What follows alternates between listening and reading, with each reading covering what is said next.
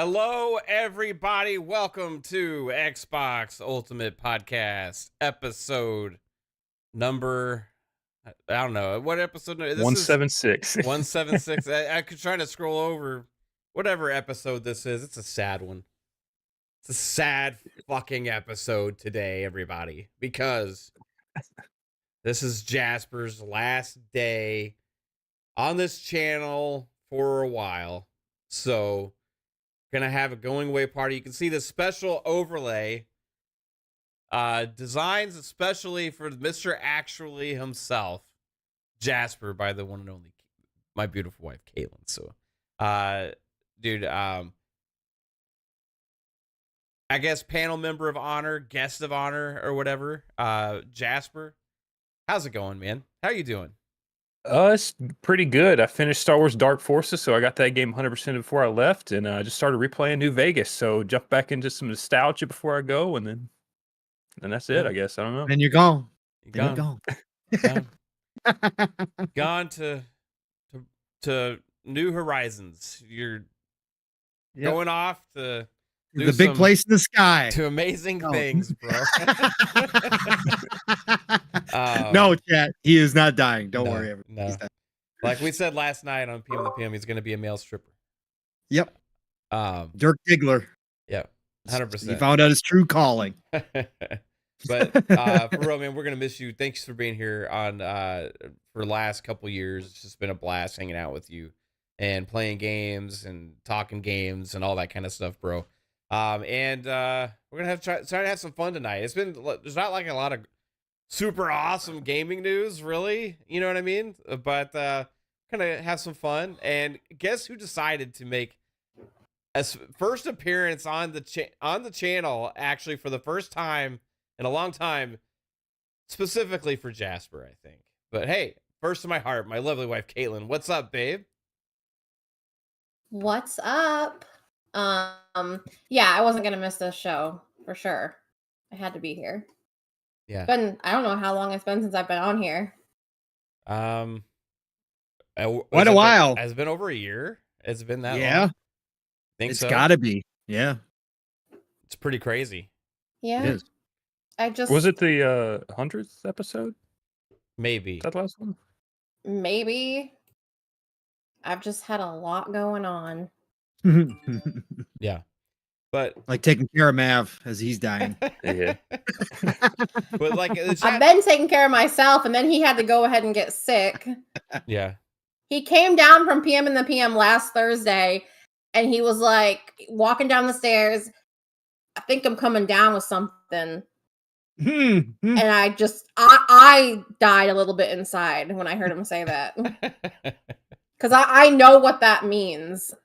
What is it? A week of pure living hell. What are you talking about? Oh, babe, look at what just came out of my throat. Oh my God. He did not show you that, did he? Oh, yeah, he did. He wanted me to know what he was going through. Oh my God. No, absolutely.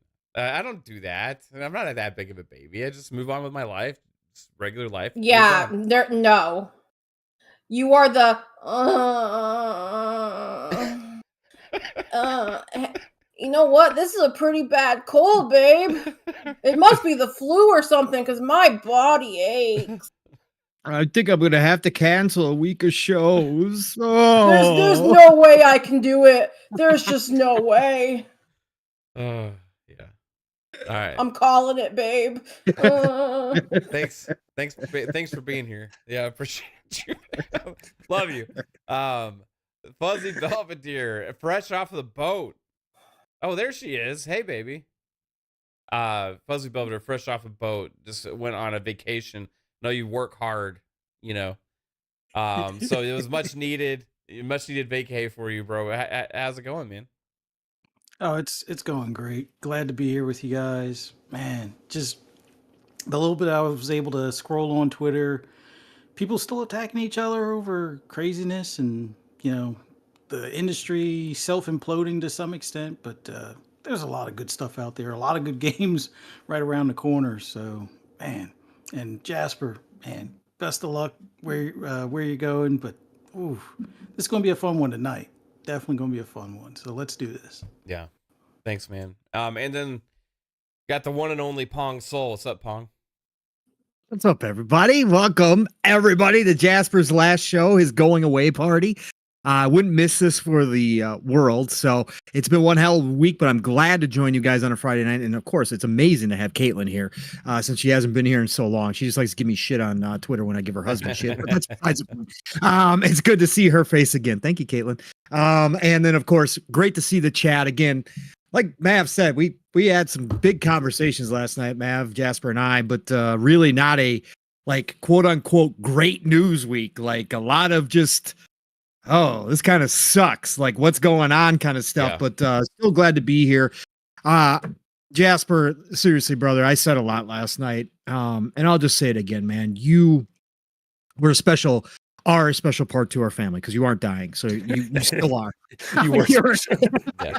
You're a special part of our family. You are. And we're going to miss you immensely. And I can't say it enough, man, what you brought to the group when you joined us. And just special human beings. And I know you're off to do big things. And like I said last night, I know you're going to be successful. And you should be proud of that because you've earned this. And I'm super happy for you, brother. And doesn't mean I'm not going to miss you. It doesn't not going to mean I'm going to be a little selfish and wish you were still playing games with us and doing shows with us and all that kind of shit. But at the end of the day, man, this is life. And I'm glad you're kicking it off this way. So good luck. Best of luck, sir. And we'll have your seat warm for you when you get back, sir. Don't ever forget us, no matter how big you get, because we'll still be here, brother. We'll still be here. Love you, man. Yeah, it's a shame that Jasper didn't let us all sabotage his future by just committing to doing podcasts and stuff with us forever, you know? Right. Yeah, how dare you, man? Selfish of you. It's very. I mean, So if anyone wants to win the lotto and just like buy me a house, like that's fine. Yeah. But yeah, it's it's gonna miss him carrying us through yeah. games. Now it's gonna be down to Steel. Poor Steel. We're loading up Steel's backpack now because Jasper can't. It's not gonna be there for any of us, especially fucking Helldivers. Holy shit! What are we gonna do? Yeah. Oh man, you guys are stuck with me now, just in Helldivers. I mean, I'll carry you. I'll carry the load. Right. I'll step. You're driving. You're driving in that new Warthog, by the way. You're gonna be driver. Yeah, All right. absolutely. Do you want him driving? Yeah, you don't want him to be the driver. Put him in the passenger seat. That way he can't kill us. Okay, so that way he can't drop any freaking artillery on our asses. Except he'll drive off a cliff. That's true. Yeah, I've done that before. Because he'll be on his phone on Twitter while you're playing games. True story. Mav, can you feel the love? All the love going to Jasper is also going to you. It's been great. Happening, man. This is, this is like an Xbox Live party now that Kate's here. Yeah, because this is like what we all do all the time. Is like they all just get together and shit on me for hours while we play games. You guys don't actually see the actual side of the Fun Spec fam when we're hanging out behind the scenes. They just talk shit about me all the time. That's really what it is. The only thing we're missing is Fancy and of course Midnight Steel. After Midnight Steel, that's the only two. That's the only two people we're missing out of this. We would have that chat. Absolutely. Maybe a little later. Psycho's on his way too. But like Psycho in the chats, he's always like just real quiet and like you can just hear him breathing. Then he's like always midnight for Psycho. Yeah. When you play with Psycho, you play with Darth Vader. It's pretty fucking cool, actually. Yeah, it is. Yeah. And he's always playing a different game. Just some random shit. Yeah. I'm gonna go for a smoke break, and he just never comes back. Yeah. Yeah. Yeah. Then he's like, "Oh, hey guys, I think I forgot to breathe. I'm gonna go to bed now." What? Oh my god. Oh, he's in the chat. Yeah, he's in the chat. Yeah, we have a lot of fun hanging out. Last over 3 years now, so. When any of us leave or whatever, or move on and bigger and better things, it sucks. But you know what? I don't think I got like any kind of send off like this. I'm out. Because Bye. you just I know. You I'm just like kidding. said, "Hey, I'm done being on the fucking show." You just stopped showing up. You guys are all a bunch of dumbasses. I'm done with you. Yeah. That's what the quote. Pretty much. Mhm. RC Polygons hit us with a $10 super chat that said, with COD Warzone Mobile coming out soon, with the game having cross progression with gun unlock, leveling, skins, bundles, etc., this is a way for Xbox to put COD on Switch until Switch 2 is released. Interesting. Yeah, I don't know. Maybe can the Switch I would assume so. I mean, think so? Apex is and stuff is and Overwatch is on there, so I wouldn't see why not. Right. So I can hear you typing, babe. It's okay. Oh, I'm sorry. It's all right. Sorry, I'm just living. Anyway, so there's been a lot of bad news in the gaming industry over the last couple weeks, right? Like it's Jesus Christ. Didn't you guys miss me? Yeah, super missed you there. Jesus. Yeah, there's been like it's just been like nonstop, just like random shit news. You know what I mean? Just time and time again. We had the big ABK layoffs after that acquisition finally went down. You had the transition stuff. You had EA now. You have Sony. You have all this other stuff going on. 505 Games. Then you have split off of Saber Interactive and. So sorry. loud. I'm fucking sorry. And sorry, I'm gonna mute myself every time I fucking type. Okay, love you. I'm sorry. Is it that loud? No, it's pretty loud. I think it's because you don't have like the noise suppression on in Discord. That's all. I do. Do you? Okay, that's fine. I don't know. Okay, bye. The Toys for Bob, going independent. There's a bunch of like different random stuff like this. There's like it hasn't been as much like news for games as much as there's been like news of industry stuff, right? But one thing that I think that kind of where I wanted to go with this, it's been clear about the industry, all these industry people, all these times that there's one of these layoffs and the statements from the executives or whatever, it keeps talking about the industry changing or like Sony talking about finding new gamers and changing their model and all these different things, right? And like transitioning to the new way of things and all that kind of stuff. So I feel like it's been, even with all the doom and gloom that was going on over weeks because Xbox decided to put some games in other places, right?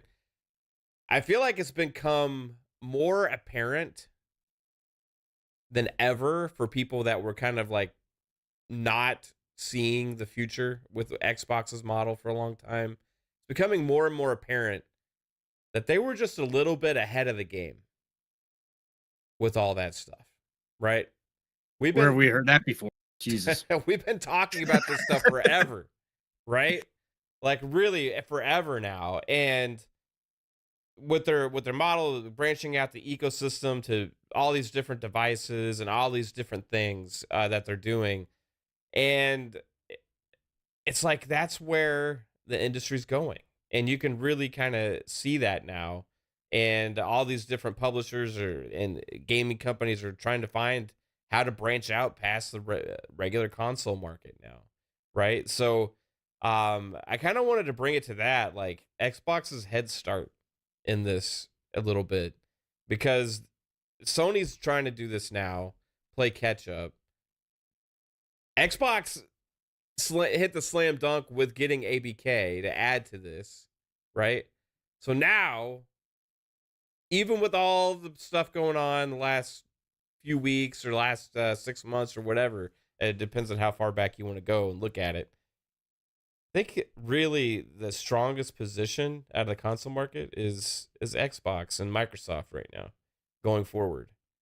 And it's been kind of, interesting for I think a lot of industry people to like take a step back and realize that the models and everything that they've been saying were the right way to do things and all that kind of stuff turned out not to be as successful as they thought they were, right? Or you know what I mean? Anyway, Jasper, do you think like Xbox has a head start now for the future because of all this stuff?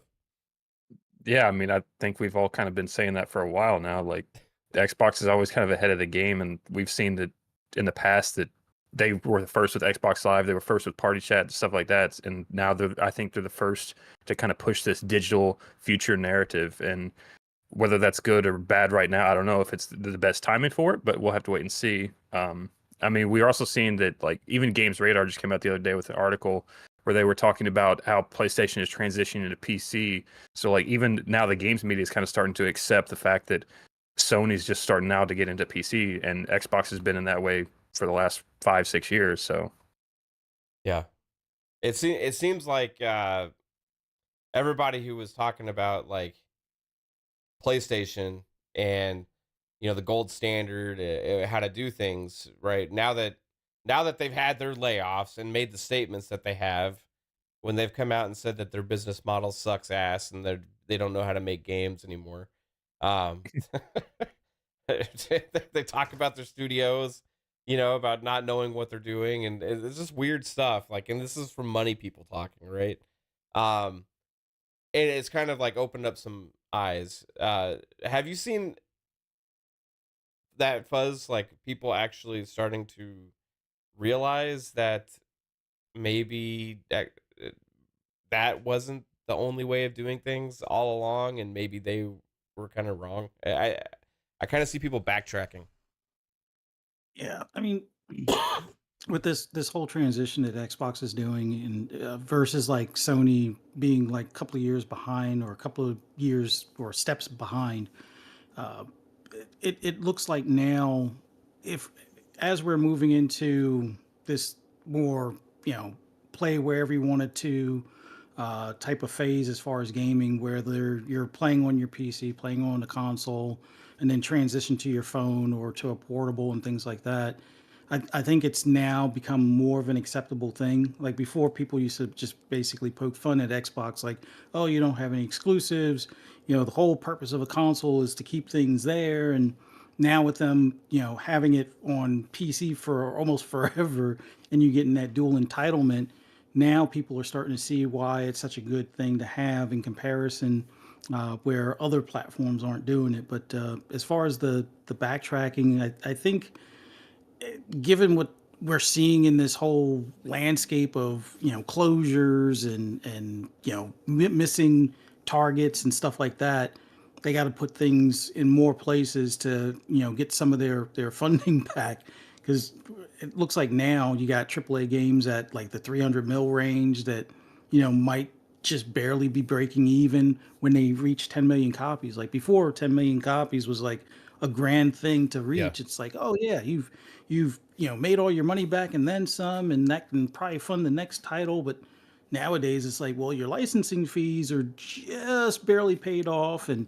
you basically paid your employees, but there's nothing left over for a sequel, or to put towards any additional content or DLC, or to put anything in the shareholders' hands. So yeah, there's definitely reevaluations on how people were looking at things prior. But yeah, it's Yeah. Xbox catching the arrows early, and we'll see what the results are. But overall, they've always taken the charge on these types of things. So Right.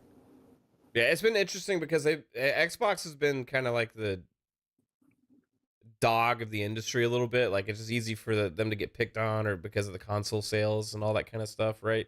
But then you really look at the reality of them. everyone's pushing the future, Yeah. like, innovations in the console market. Like, And like, and being in last place in the console market for so long, but still being profitable. You know what I mean? Like, that's the interesting in and of itself, right? Because, like, okay, you run this division, you're in like dead last place by far with console sales, and you have been for a long time now. But you still find a way to maintain profitability in the space. You know what I mean? Like, in a way where, if that was Nintendo or Sony, right? And their models the last like generation going into this, like, they would have been so fucked. Like, just really think about like what kind of position they would be, because they have like so many more consoles out there for people to sell to, right? And that's why everybody is always leaning towards like, well, they're in first place, they're in first place, they're in first place. But now people are seeing that it's like, well, that's not all that matters, because they've hit a wall. They've hit this wall. Xbox found a way a long time ago to still be profitable when their wall was way lower. I mean, they hit a wall a long time ago that was like significantly lower, and they found a way to keep expanding and growing and maintain profitability, and now even grow, and then convince Microsoft to double down on a publisher Well, like that's why ABK, right? Like, it's just Microsoft crazy. always looks like 10, 20 years ahead, and they've saw that the console market has a plateau, and they know that they've reached that. Yeah. So it's like, we got to change, and that's why they invented Game Pass. That's why they're going to more play everywhere ecosystem type things, because they know that the console market has a plateau and it's probably been reached. So Yeah. I mean, Pong, do you find it satisfying that we were all right all along, and that all these guys are just now like, kind of seeing the light? No, we were all wrong. I don't know. You guys just, you haven't heard. It is the fact that we as gamers are just spoiled rotten. And that this is now a rich person's hobby, and we should all get used to that fact. And actually, they've underpriced all the gaming, and that's the problem. Oh, And yeah. that we should all be paying much more than we currently are, because of the size of the games and because of the graphic fidelity of the games. We should automatically just, if you can't afford it, hey, what are you going to do? You got to get out, man, or just buy less games. That's what you got to do. But everybody should pony up the money and pay for these games, pay for these experiences, because we are spoiled rotten. That's the latest word from some of these circles out here who would love nothing more than to gatekeep this entire community and this hobby to themselves, and really have made this even more tribal than it ever should have been. So I just wanted to give you guys a heads up on that narrative going around. But yeah, no. Yeah, we've talked about this for a long time. It's not something that everybody wants to hear. And again, I don't agree with the person. I don't agree with the business in the direction necessarily. If I was personally running Xbox, I still think there's a place for exclusives, and I firmly am in that camp, that I think that exclusives do matter, and I think that they could win the quote unquote console war. I think that every console generation changes, and with where they're going, they could be flipping the whole script on a bunch of different ideas. And exclusives could certainly win them a mind share, but that's obviously not the case business model wise for what they need out of a corporation. Even though all of these companies are reporting, record revenue growth, even if it is small, they're still beating some of the pandemic numbers at points. So when we look at that, we go, okay, well, then it just comes down to bottom line, the shareholders. So yeah, Xbox with Microsoft as their parent company, one of the richest two companies in the entire world. Of course, that's what they're going to look at, and they're going to move in a direction that increases profitability. Now, this is happening much faster than what we all talked about. We talked about this eventuality coming down the road, right? We did not know that the ABK was going to be necessarily the linchpin for all of this to start speeding up in this direction, right? We just thought eventually they might start dabbling in this realm or working towards this as other places like PlayStation really started moving that direction. So they kind of just said, oh yeah, see, the industry's kind of moving that direction. But here we are again. Microsoft is ahead of the curve. They've decided, nope, ABK allows us to jump in with both feet and really start changing what our business model looks like. Now, again, do I think that they're going full third party? No, I don't. I still think that they're going to keep stuff. So I think this is going to be a trial period. There is going to be more experimentation with this, with some bigger games that maybe people don't like. But I think that they are ahead of the curve because they do see now, with how everybody is talking, outside of Nintendo. Again, we have to keep Nintendo outside of this realm because they're on their own. But between the two big players, both of them are now admitting that the models for what they need for their bottom line, which certainly isn't something that we gamers look at and go, oh yeah, they're really hurting right now. No, but for their shareholders, for their bottom line, what they need, this isn't sustainable anymore. This just is not going to work. So Xbox is jumping the gun here. They are. And they've done it many, many, many times and had many, many failures. They've had a lot of success too. So is this a case where they jumped the gun too early? Well, if you listen to what everybody's saying, no, because the eventuality is happening before our eyes and it's going to get here sooner than later. And so I don't think that there's any way going back to what we used to know when it came to this industry, with the console space being what it was, what exclusives meant to the companies. And that same success level is not what they're shooting for. They are shooting for a much bigger pie now. All of them are. And I think that that's where we're going. So they're doing what they'd have to do. And again, I hear everybody who doesn't like it. Again, I'm old school. I don't like it personally. It's just that I can take a step back and see that they're doing it for their reasons, because they believe that the future is the truth that they see. Here we are. Yeah.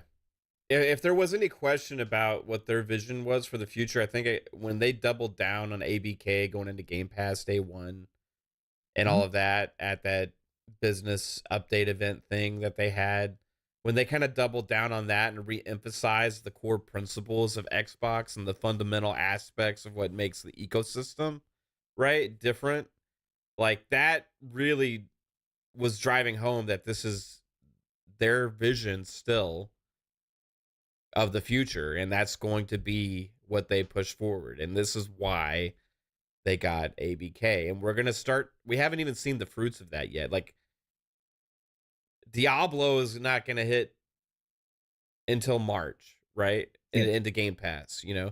But when it does, it's going to come with all the other benefits, you know what I mean? And then you're going to have all the other games eventually. And then Call of Duty, if they actually manage to get this one in the Game Pass day one this year, we know, even if not, the future ones will be. Like, we're really going to see that vision of what the future of gaming looks like full force, right? And from ABK stuff, games as big as Call of Duty going in there day one, but then also all the other stuff that they got. Indiana Jones, Hellblade, Avowed.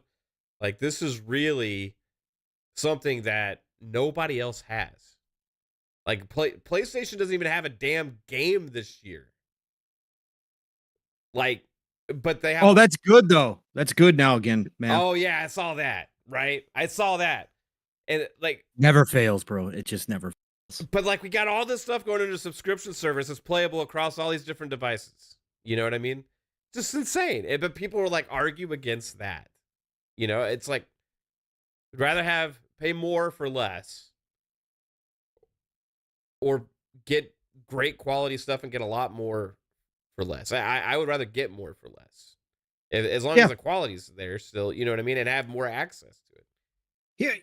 Here's the interesting part, Matt, not to jump on your toes again, but some of the discussions today, you know, and we talked some about this last night about, you know, changes to the way games are made and what that's going to look like in the AAA side, especially what that's going to look like.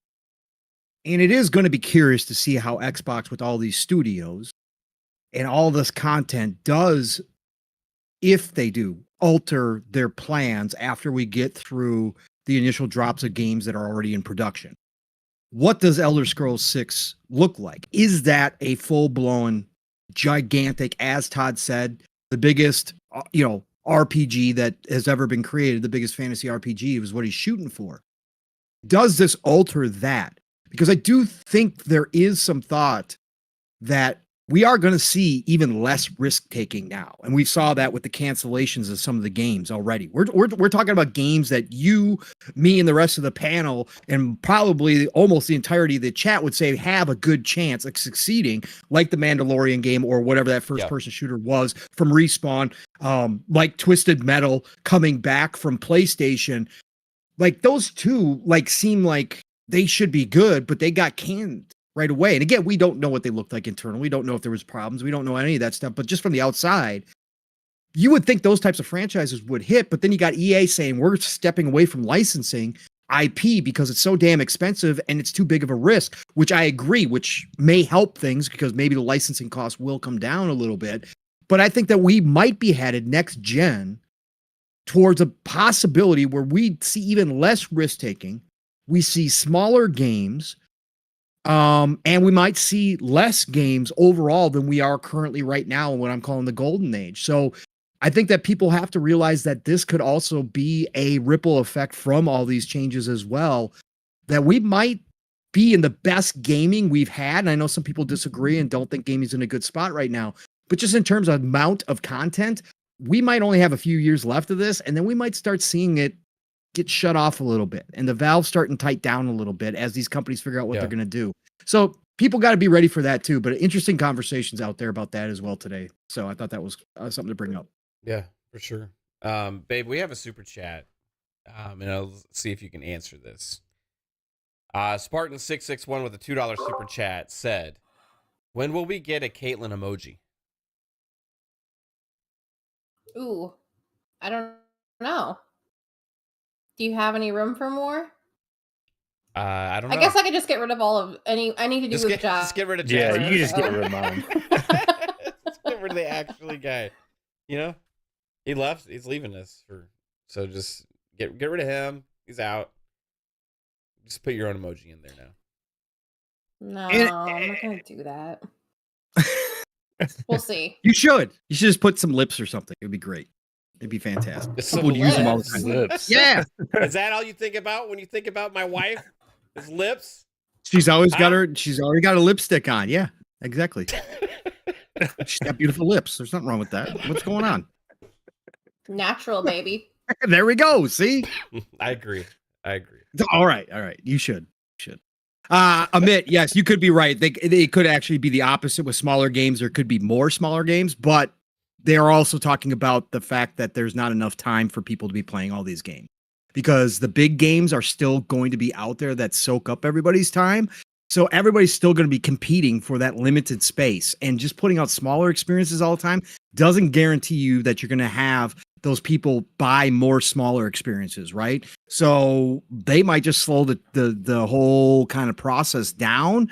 Not saying that the dev time is going to go up, but they might just limit how many games actually come out each year. Sorry, I just wanted to answer Amit there. Yeah, right on. Yes, Splin. PC Massel is. said this could be Pong's last show too. What'd you I know say? between giving shit to Mav all last night and today, and then this. Yeah, maybe it is. Maybe I'll be canceled. No. Okay. Stick around. Thanks. I mean, we lost Jasper. We can't afford to lose somebody else right now. So Okay. Well, until you find a replacement, then I could be gone. Yeah. okay. Yeah. got a replacement Babe. coming called Long Bowl.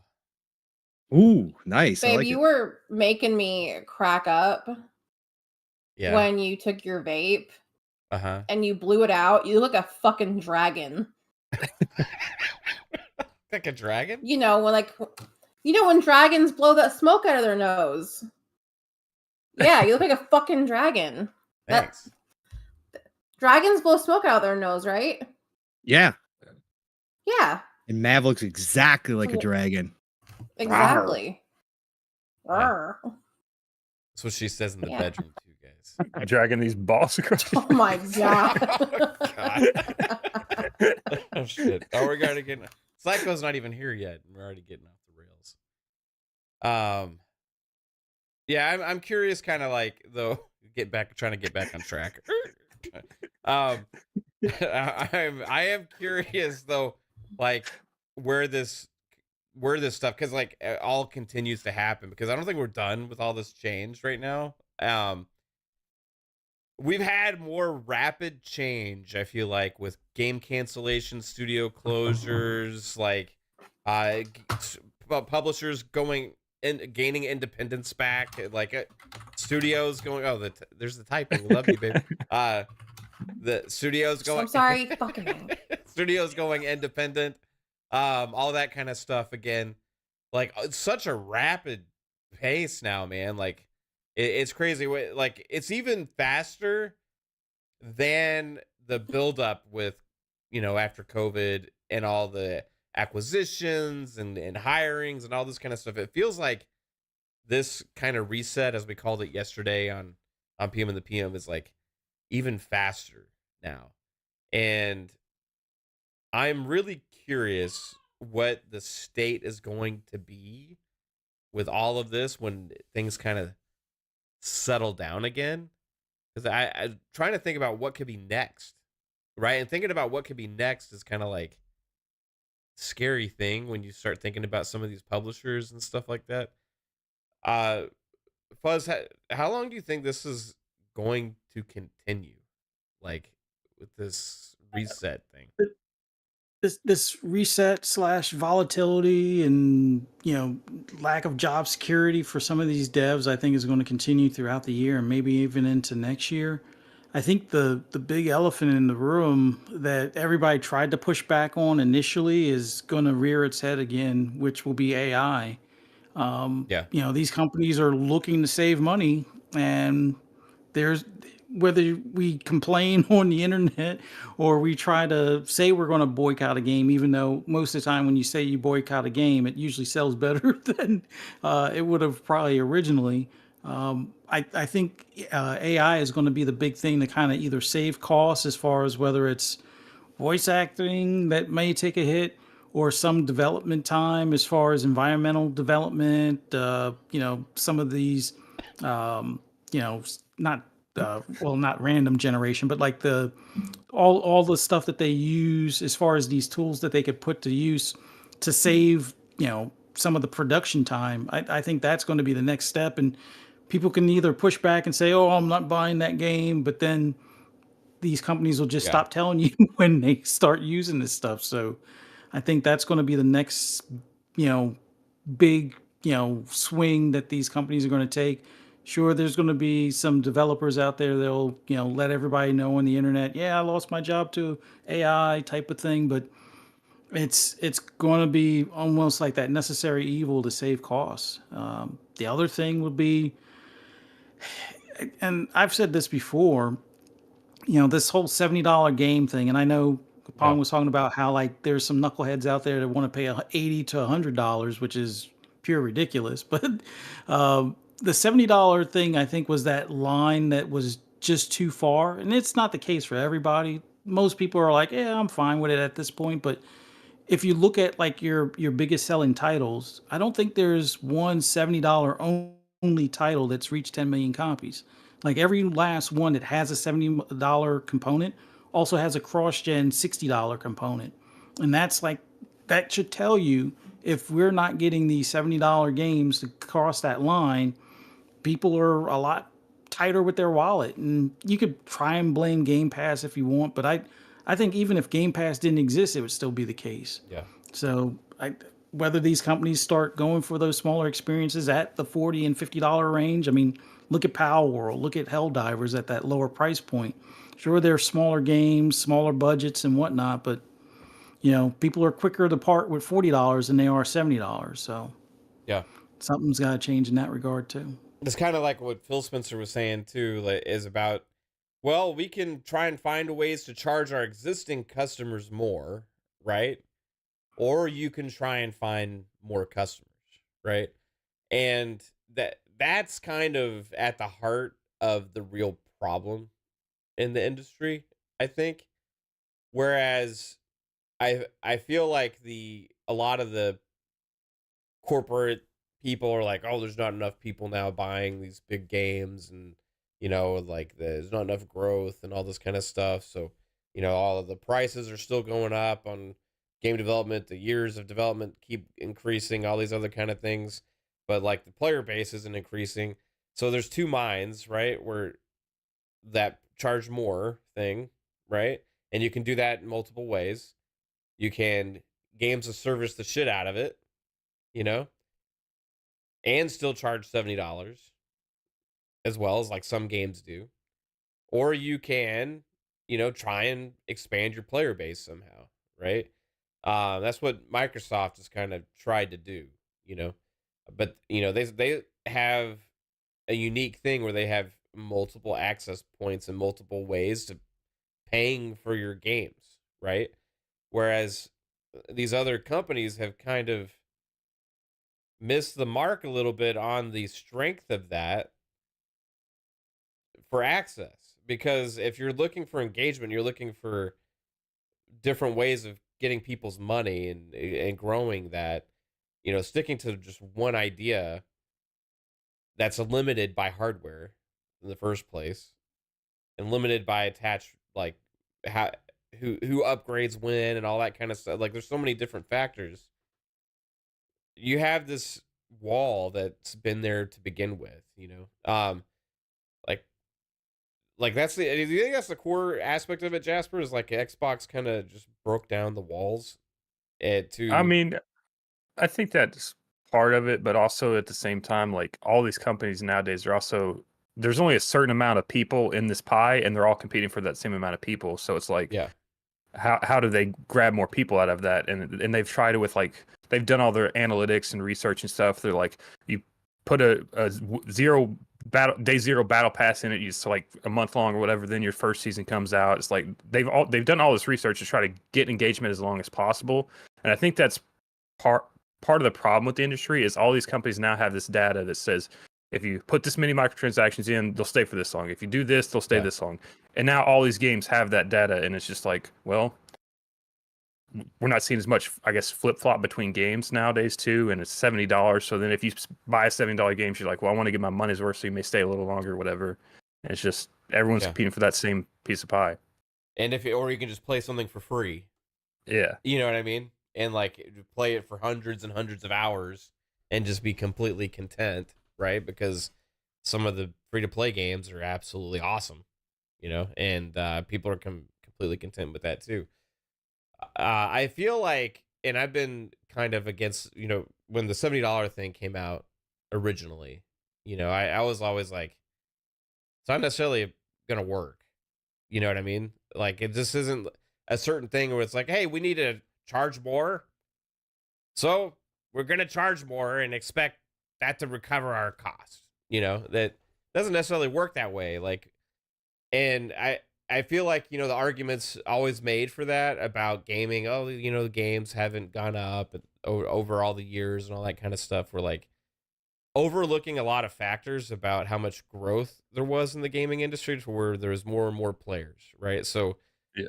that helps you be able to keep the prices down because you want to expand your player base. Now, if the games continue to go up with the rest of inflation over the last 20 years or 30 years or 40 years or whatever, and we were paying $130 for a game, they wouldn't sell as much as they do today, right? And so then you're still limiting your player pool because the cost of entry is up on the hobby. And this is something that for some reason people cannot just grasp the understanding of, is that you want more people to play your games, not less, and make them more special. Now, yes, okay, you may make more off of those less people that are paying for it, but is that really what everybody where they want to see the industry grow and to go?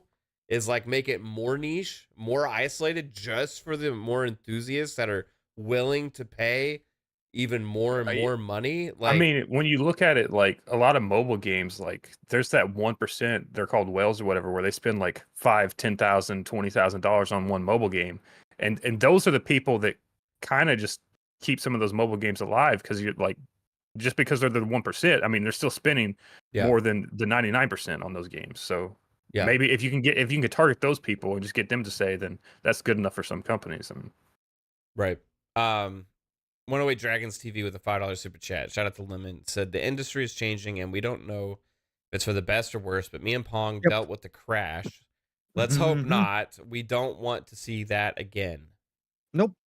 Yeah, I think we're safe from that because there's just way too much money in the gaming It's the space biggest now. entertainment industry out there.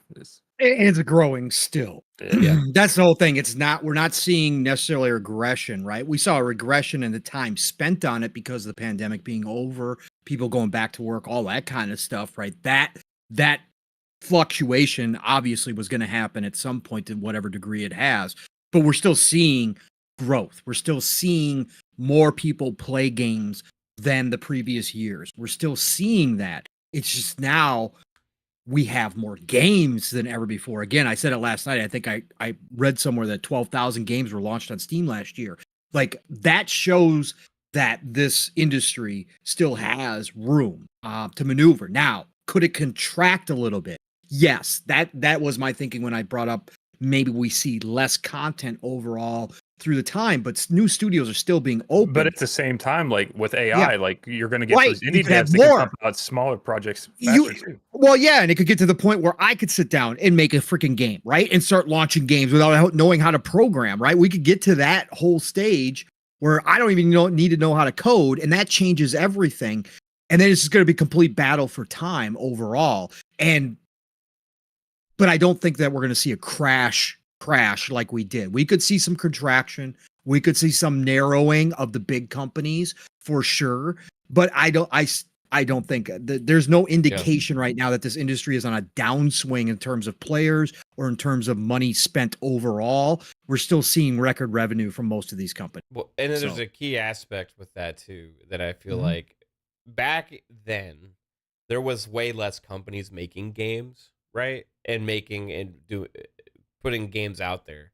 And like if it became an idea to where it's not a successful business to enter, then at that point, you have a lot less in the industry and all that kind of stuff. But today, what you have is PC gaming has exploded to become a huge massive thing. Mobile gaming is all these different access points. One thing, you don't have to have arcades or like people buy an expensive console for no one's carrying quarters. Few game companies to be able to make games for. And then the other thing is like the indie and the AA and like all those companies that it's like their budgets aren't as crazy, or you could have somebody random make the next big thing that's like nobody ever even heard, like Power World. You know what I mean? Like you could have somebody come out like that, and it's like that game didn't cost them like $500 million to make. You know what I mean? But it's like a phenomenon and doing way better than a lot of the big games, right? So I feel like those aspects with the industry are what kind of cement that. Now you could have like a big player get out of the gaming space, you know what I mean? And that would be like, oh shit, that would have an impact, and that would be sad. I think that's kind of like, since the barrier to entry to like make your own game now is becoming much lower than it used to be. I think that's why you're seeing these major players like Microsoft, Amazon, and Apple and stuff like wanting to compete with the cloud service provider, because they see that that's where they're going to be dominant in the next few years, not necessarily just making games and stuff, but owning the people, owning the service that hosts the games. Yeah, and that's right on. Splendiferous hit us with a $2 super chat. Said $70 games brought on this low level of sales. Yeah, we've seen several $60 big budget games do extremely well, right? Elden Ring was one of them, and then we've seen other games that are $70 do well, but we haven't seen, I don't think, to Fuzzy's point, like the same success with some of those $70 games as you had still with the $60 games. And like the more expensive you make gaming and games, that's always going to be a thing, right? And that it's just something that people just haven't ever really considered too much. Now I know the game companies and the corporations, they consider that, because what they're looking at is like, can we train the consumer and eventually get that to where there's not a loss of consumers and it actually starts to grow despite despite the amount of like price increases. Then we can go up again. But like everybody thinking that, hey, games just need to cost like $90, $100, let's just be okay with that. Like think that that's good for the gaming industry. Like I I Is can't get I behind know that. I know Nintendo did that with the new Zelda game. They made that their first $70 game. But is any of their other new games $70? Like, is the new Peach game 70 or is it back to 60? I don't know. Because if Nintendo starts doing it, then it's just gonna be like whatever. Yeah. Welcome to the show, Psycho. Do you know know what? if like Fuck you, Psycho. Do you like my profile pic? My feet are way cuter than that. Oh, okay. I can vouch for her feet. She has cute feet. Okay. Oh, what was the question? How much are Nintendo games? Because Zelda, the new one was $70, but how much is like newer Nintendo games, like the So Peach game coming out? it depends. Like, so Donkey Kong vs. Mario was 50. So it just depends on the game. Yeah, that was a remake. Zelda, of the old, yeah, Zelda was 70. Peach, I think, is it's 50, 60. 60. 59. Okay. Yeah. That's what I was gonna say. Because so they're in the $50 to $70 range, depending on the game.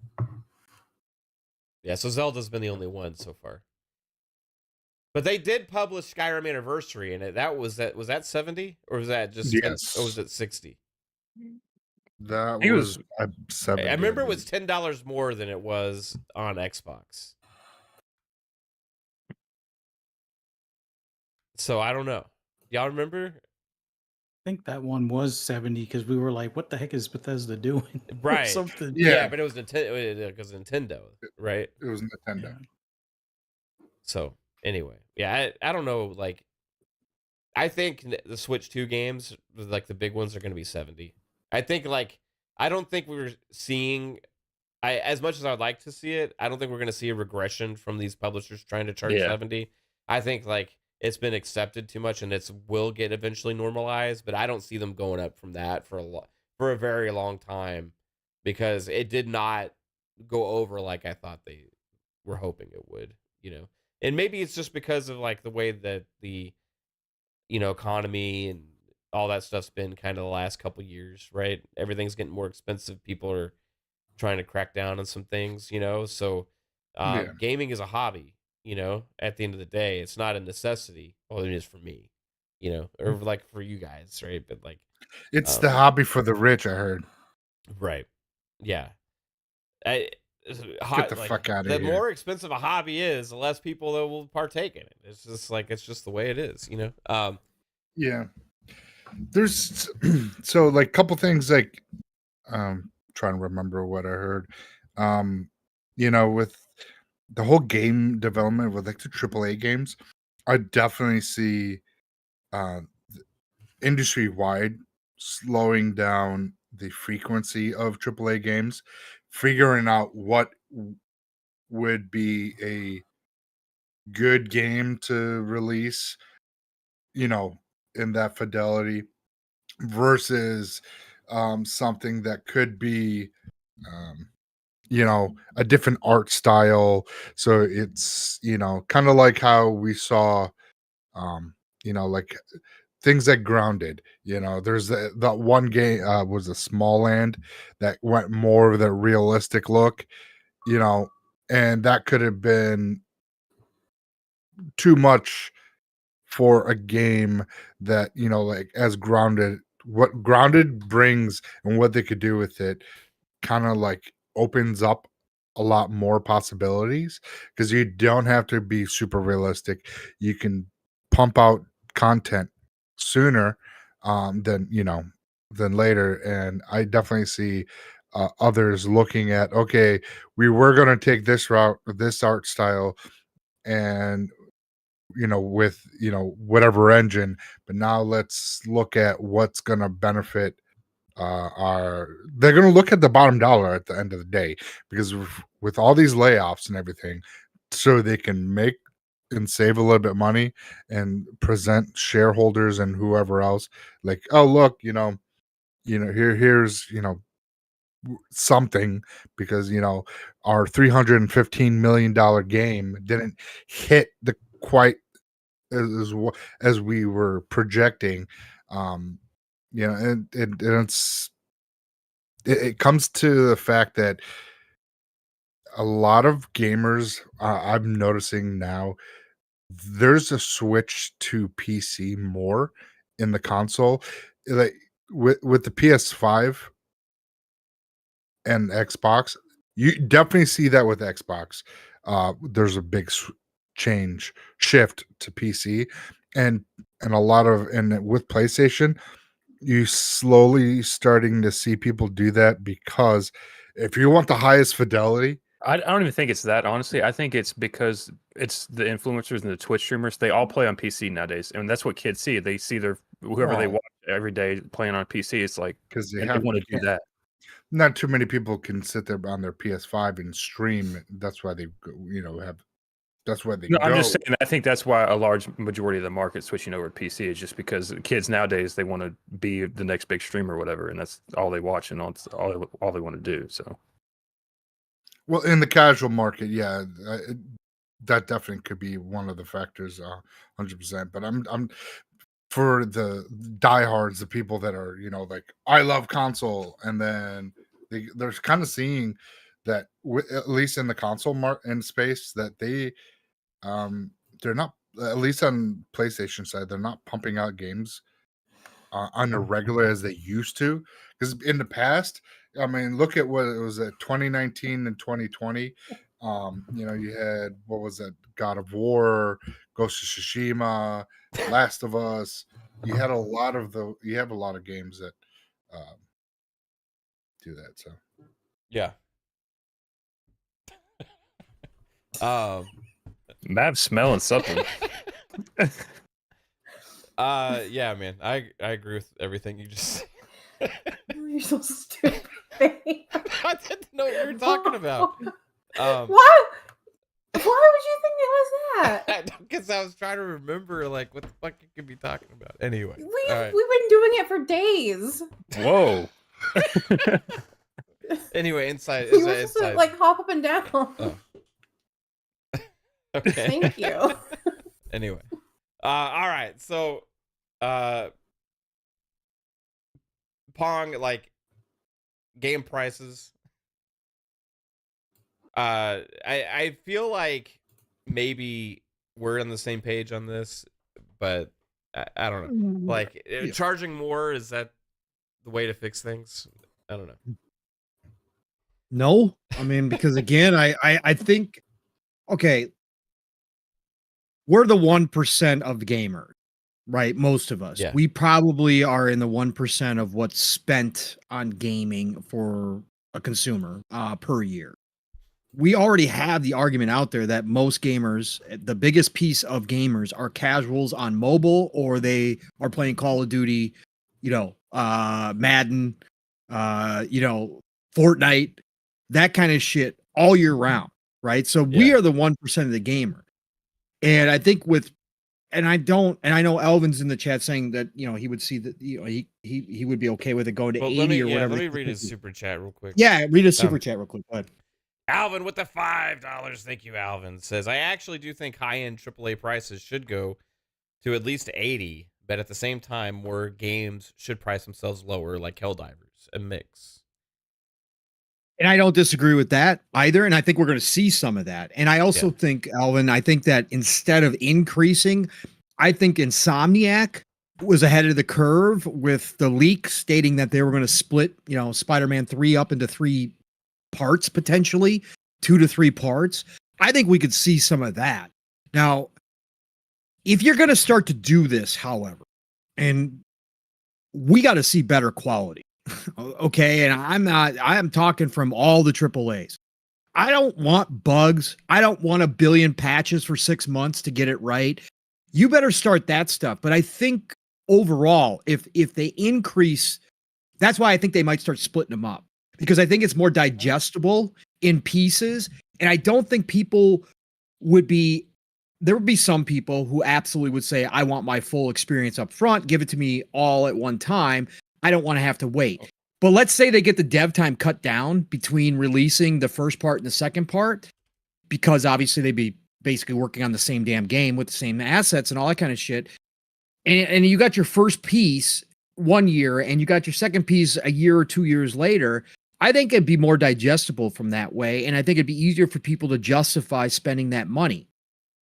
If you do just do an increase across the board, however, and you go to 80 or 90 or 100, your games are going to get an even more critical eye on them from the consumers, for the 1%ers who are spending their money, because they are going to have to make decisions. I think you're going to take a portion of the 1% and put them in the boat of a more budget type gamer like myself, where the FOMO starts to go away because the price is too much.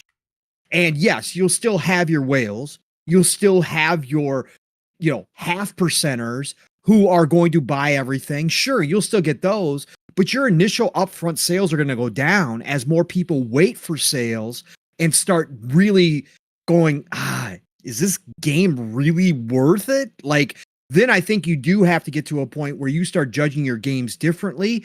And then the companies start having to come out with different price points for different experiences, because gamers are going to start to look at that and go, ooh, now is this 15-hour experience worth $100, or do I go buy this 40 to 80-hour experience?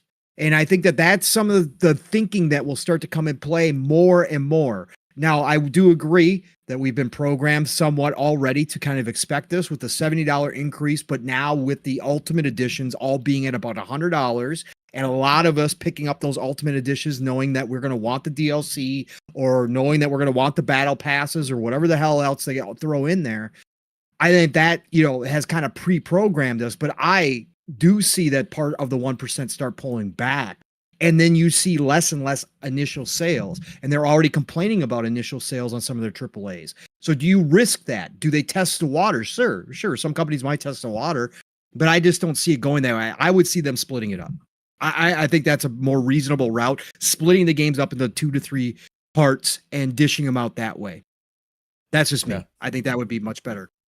But yeah, I don't agree. I don't agree with the price increase. I think you're going to see less sales overall. So I don't think it's going to, there's always going to be a sweet spot where you do actually see increase in profit. But if they try to go too far, they're going to see a decrease in profit just from less people buying up. Yeah. Yeah. I don't, they shouldn't go increase their prices to $80 to the fact that we're seeing games now not hitting those large sale numbers that they normally would. Like Spider-Man would have, it could have been 10 million copies sold by now if if it was 60 instead of the $70 mark. A lot of people, and this economy fucking sucks, so people also are like, well, I'm gonna wait for a sale and then I'll get something, and that's why we're still seeing Game Pass holding strong with what they have in subscriber wise, and outside of that, and we'll see what happens, because I don't think if they go and increase prices, it could be an opposite effect what they're looking for. Less, like you said, less people are buying it and they're waiting for sales. Yeah. And that's the thing. It's I like Final Fantasy Rebirth. I got a whole bunch of copies, and they're still sitting in my drawer, and they're just not selling. They're not flying off the shelves like they should. The companies, sitting there, $100 for the deluxe edition. It gives you an art book, steel book, and the CD. Yeah. Well, speaking of Final Fantasy, like one of the biggest examples could be like Final Fantasy 16, right? Mm-hmm. Their expectations for that game were just absolutely insane. And then to sell as well as it did, I think it still sold okay, but like not anything like they were hoping for. And they justify, their big production values and all that kind of stuff for what they're charging for it and stuff, but it doesn't necessarily always equate to success. It's not going to be the answer to get the return. Is raise the price, get more return. It just doesn't necessarily work that way. No, and the other factor is that you got to believe the company's going to start cutting back on the budgets. That's Yeah. where I think that's the easiest, Yep. The easiest way to rectify a lot of their issues is to cut back on the budget.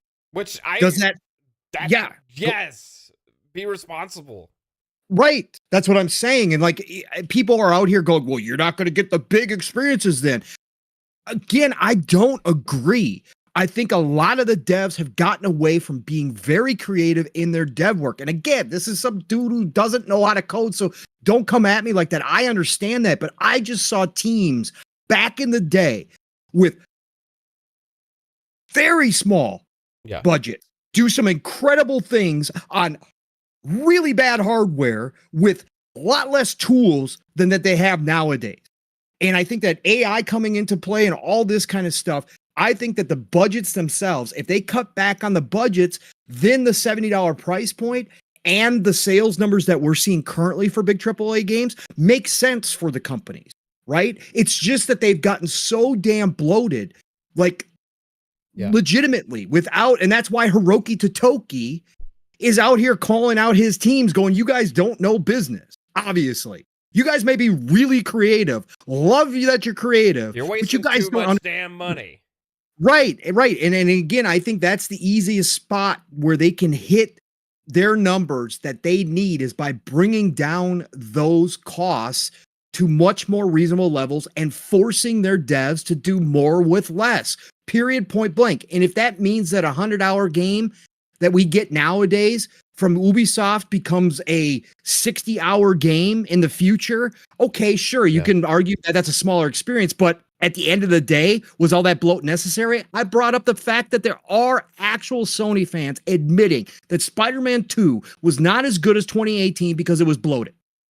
And that now they can admit that that experience probably didn't need to be the way it was, and that 2018 actually was a lot better experience because it was a tighter experience for them. Yeah. So if the companies kind of pull back on that bloat, pull back on those budgets, get the devs to get back to being creative with their coding and what they spend their money on and not having to hire, like The Last of Us 2 having to hire, like, what was it, 1,200 people to work on that game or some shit like that.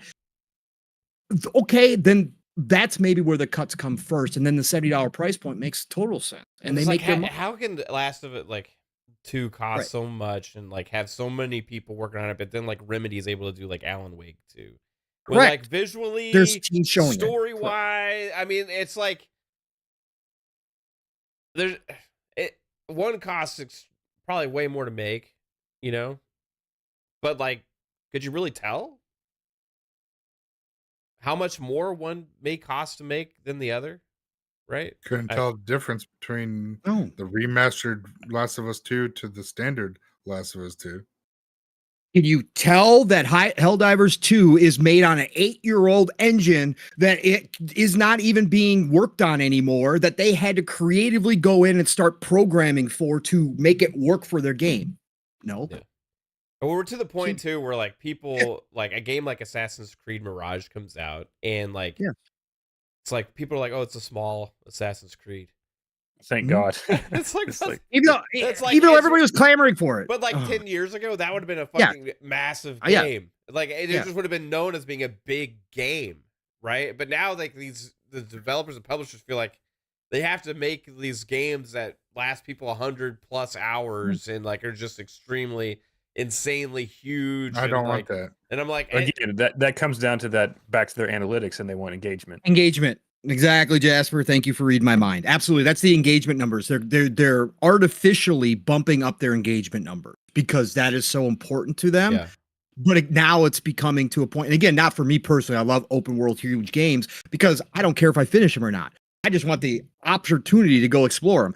I'm different though than the vast majority, and there's a lot of people that are now getting obviously fatigue from those open world games because they've gone too far. So a scale back, I don't see it as a problem.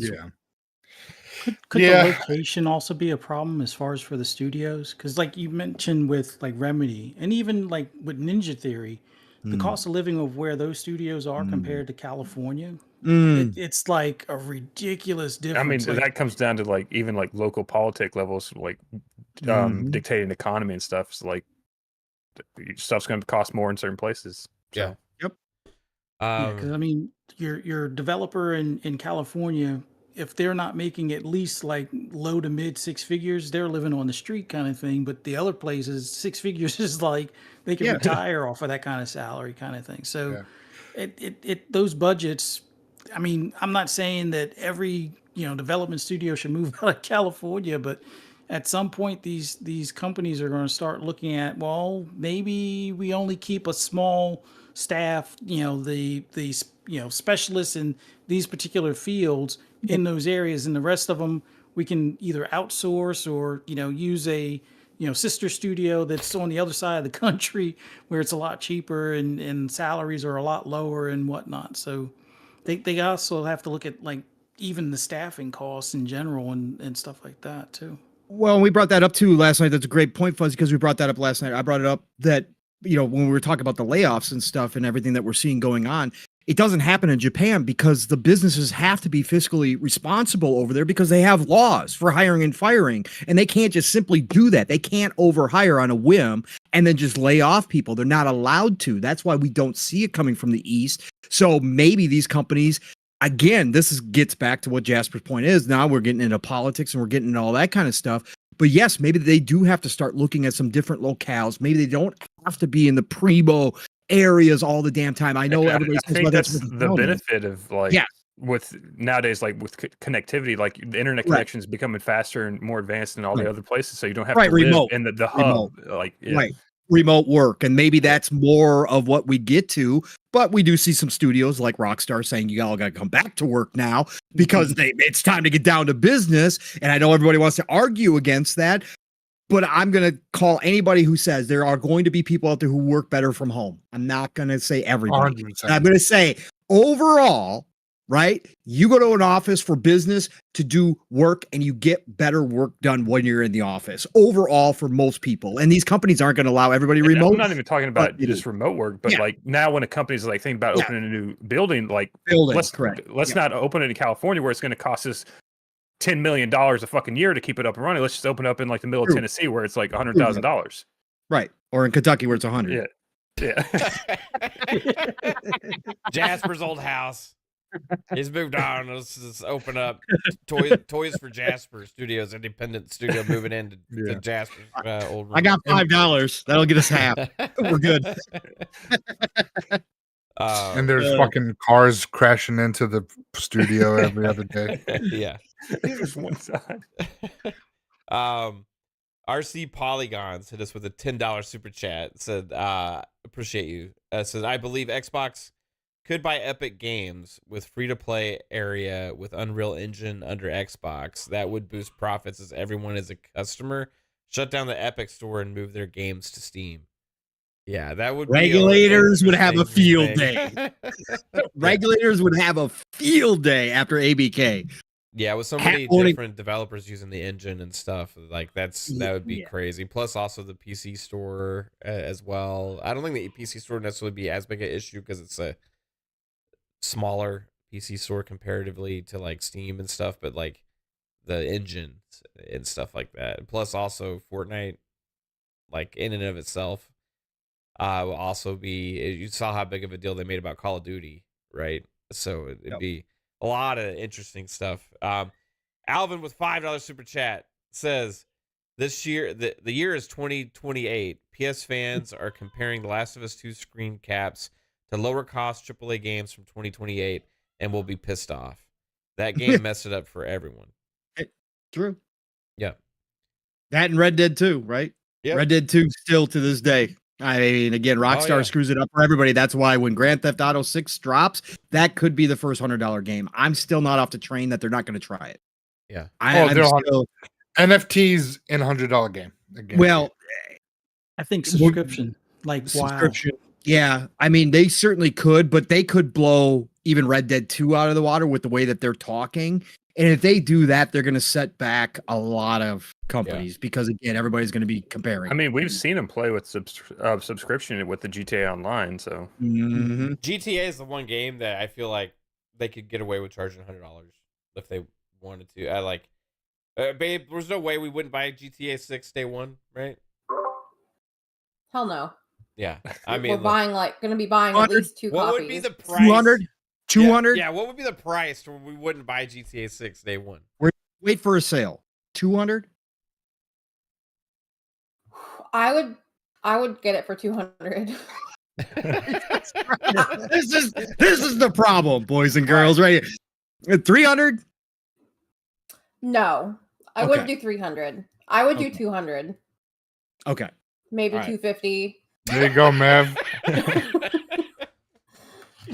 No, not 250, but I would definitely do 200 for sure. Spread them It cheeks. depends on what comes with the package. You gotta. We'll see what they offer. Yeah, I would take just the base game Yeah. for 200. Yeah, exactly. $200, and you'll get a half-acre lot on prime real estate in GTA for a low price of $250. It's going to give me more than $200 worth of enjoyment. And So, that is right. That's where the money mark is she for sounds these like companies. Strauss Zelnick. What is it worth? She does. Strauss would love her. who? Yeah. Strauss should actually. He's the head of 2K. Oh. Strauss would love you. He should have you on as a spokeswoman for sure. I mean, it'd be freaking amazing. Because yes, that's what he thinks. And again, that other dude too from the Unity guy who wanted us to pay per a reload in Battlefield. He would love. I'm out of ammo. Hey, $5. Yeah. No. But yeah, no, I think that's the magic question. And again, very few games could do that, but Strauss knows.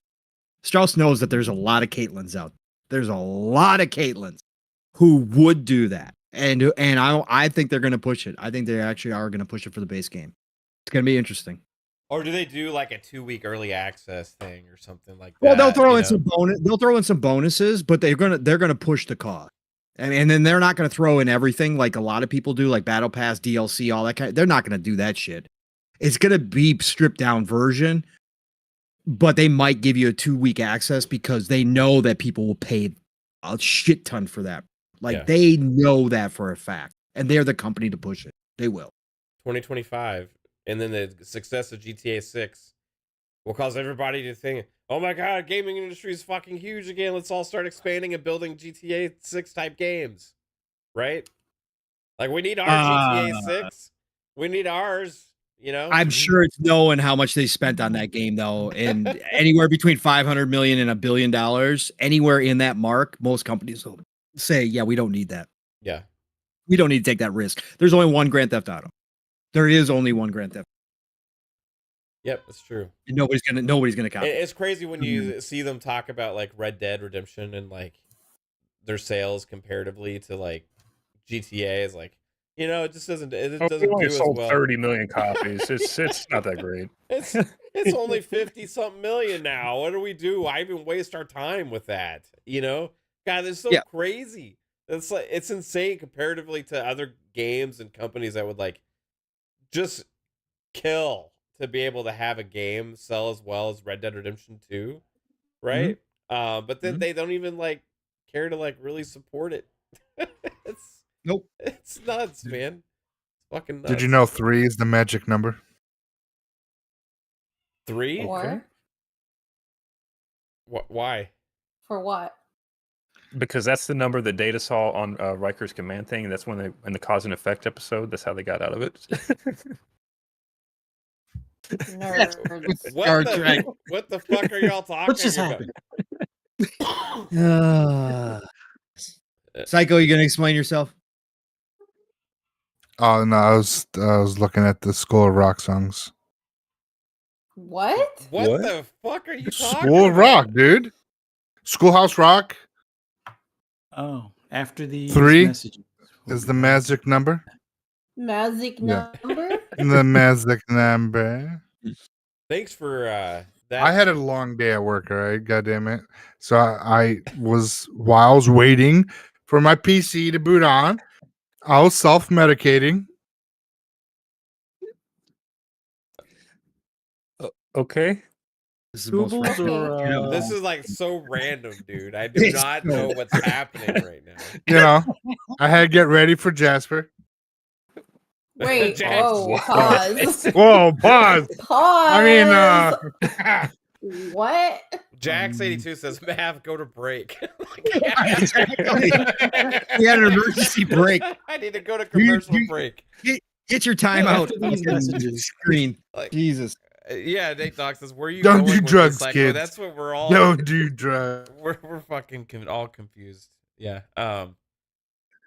Anyway. All right. So, moving on from that.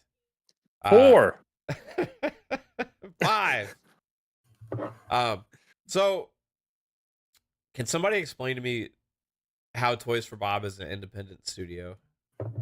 Nobody fucking knows. My best guess is it was either that or closure. And they why? probably were able to just say, you know what, let's put our, petty cash together and see if we could just, continue the name instead of being shuttered. Because they lost their building. They stopped paying the lease on that. So everybody was working remote. So the next, step was probably, you know what? Sorry, y'all are out of a job. Wait. Before you do, can we just keep the name? But Fuzzy, why do the layoffs then? Underneath Microsoft and Xbox. That's that's the baffling part. Why? I think maybe the layoffs were the given type of thing, and somebody was probably, putting some funding together in the background before it got worse. Hey, then why did Phil talk him up so much every time he had a chance? Good question on that one. I think so much stuff was moving targets behind the scenes. I think when they originally closed on the ABK deal, there was a laid out plan where they would have still stayed and things would have kind of been like, oh, well, a few people get laid off. We'll figure out a new building situation here soon. Let them work remote for the meantime. And then I don't know if it was Amy Hood or some of her staff, but they were like, yeah, these numbers ain't mathing or whatever. And Right. we got to shut them down because if they don't want to be a support studio, we don't need them. And I think that was probably the thing where they were under the impression that they could probably get the chance to do what they wanted to do, like some of the other studios. But they had to have known that was going to take take years to get to that point. Like, it wasn't going to be overnight when Microsoft bought them. Yeah. But yeah, being a support studio or we don't have work for you. It's like either work on Call of Duty or go home permanently. And somehow somebody probably came up with some sort of funding to kind of buy out the name. Of course, Microsoft keeps the IP and all that stuff, but I don't know. It was like, yeah, we either get fired and start our own studio, or can we just keep this name kind of thing to kind of keep the lights on? Right. Keep some of the computers, the hardware we have at home, and then Microsoft was probably like, yeah, we won't miss it. Oh, you're going to give us, 700,000 or whatever. Yeah, whatever. It's better than zero. So, Right. that's my best guess. Yeah. It was fucking weird. Yeah, it is weird to see Toys from Bob leaving like that. I don't know. We won't know probably ever unless Jason Schreier comes out with another book and lets us all know what the fuck happened during this fucking ABK shit. But I don't know. Like you're saying, Fuzzy, it could have been like go independent or we have to close you down, type thing. Or find a way to, like we want to keep you guys, and then maybe somebody's like, all right, can you give us X amount of time? Maybe they were going to be a part of the 1900 layoffs through Microsoft. Possibly it could have been more with a closure of the studio. And then somebody was like, you know what? No, let's.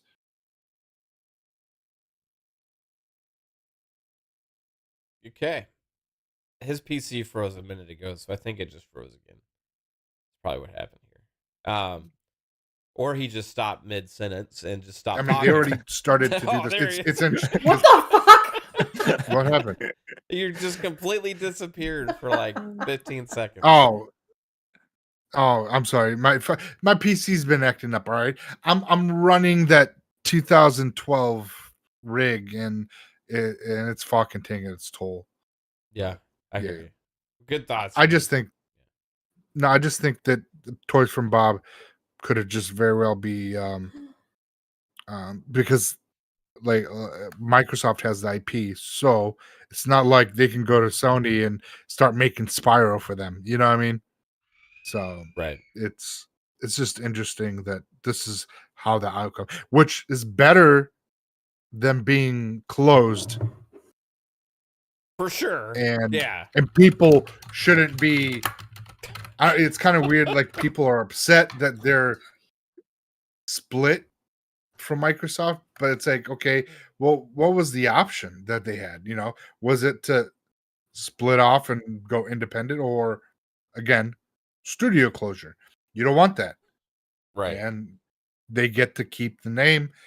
They get to still, you know, work on whatever they want to work on, and they, you know, and it's them. And I hope that they, you know, are able to, you know, license out some of the IPs that Microsoft is not even working on anymore, because you know Rare doesn't want to touch half their stuff, the old titles. And could you imagine if they just come back and just like start making Banjo Kazooie, what is it, Conkers,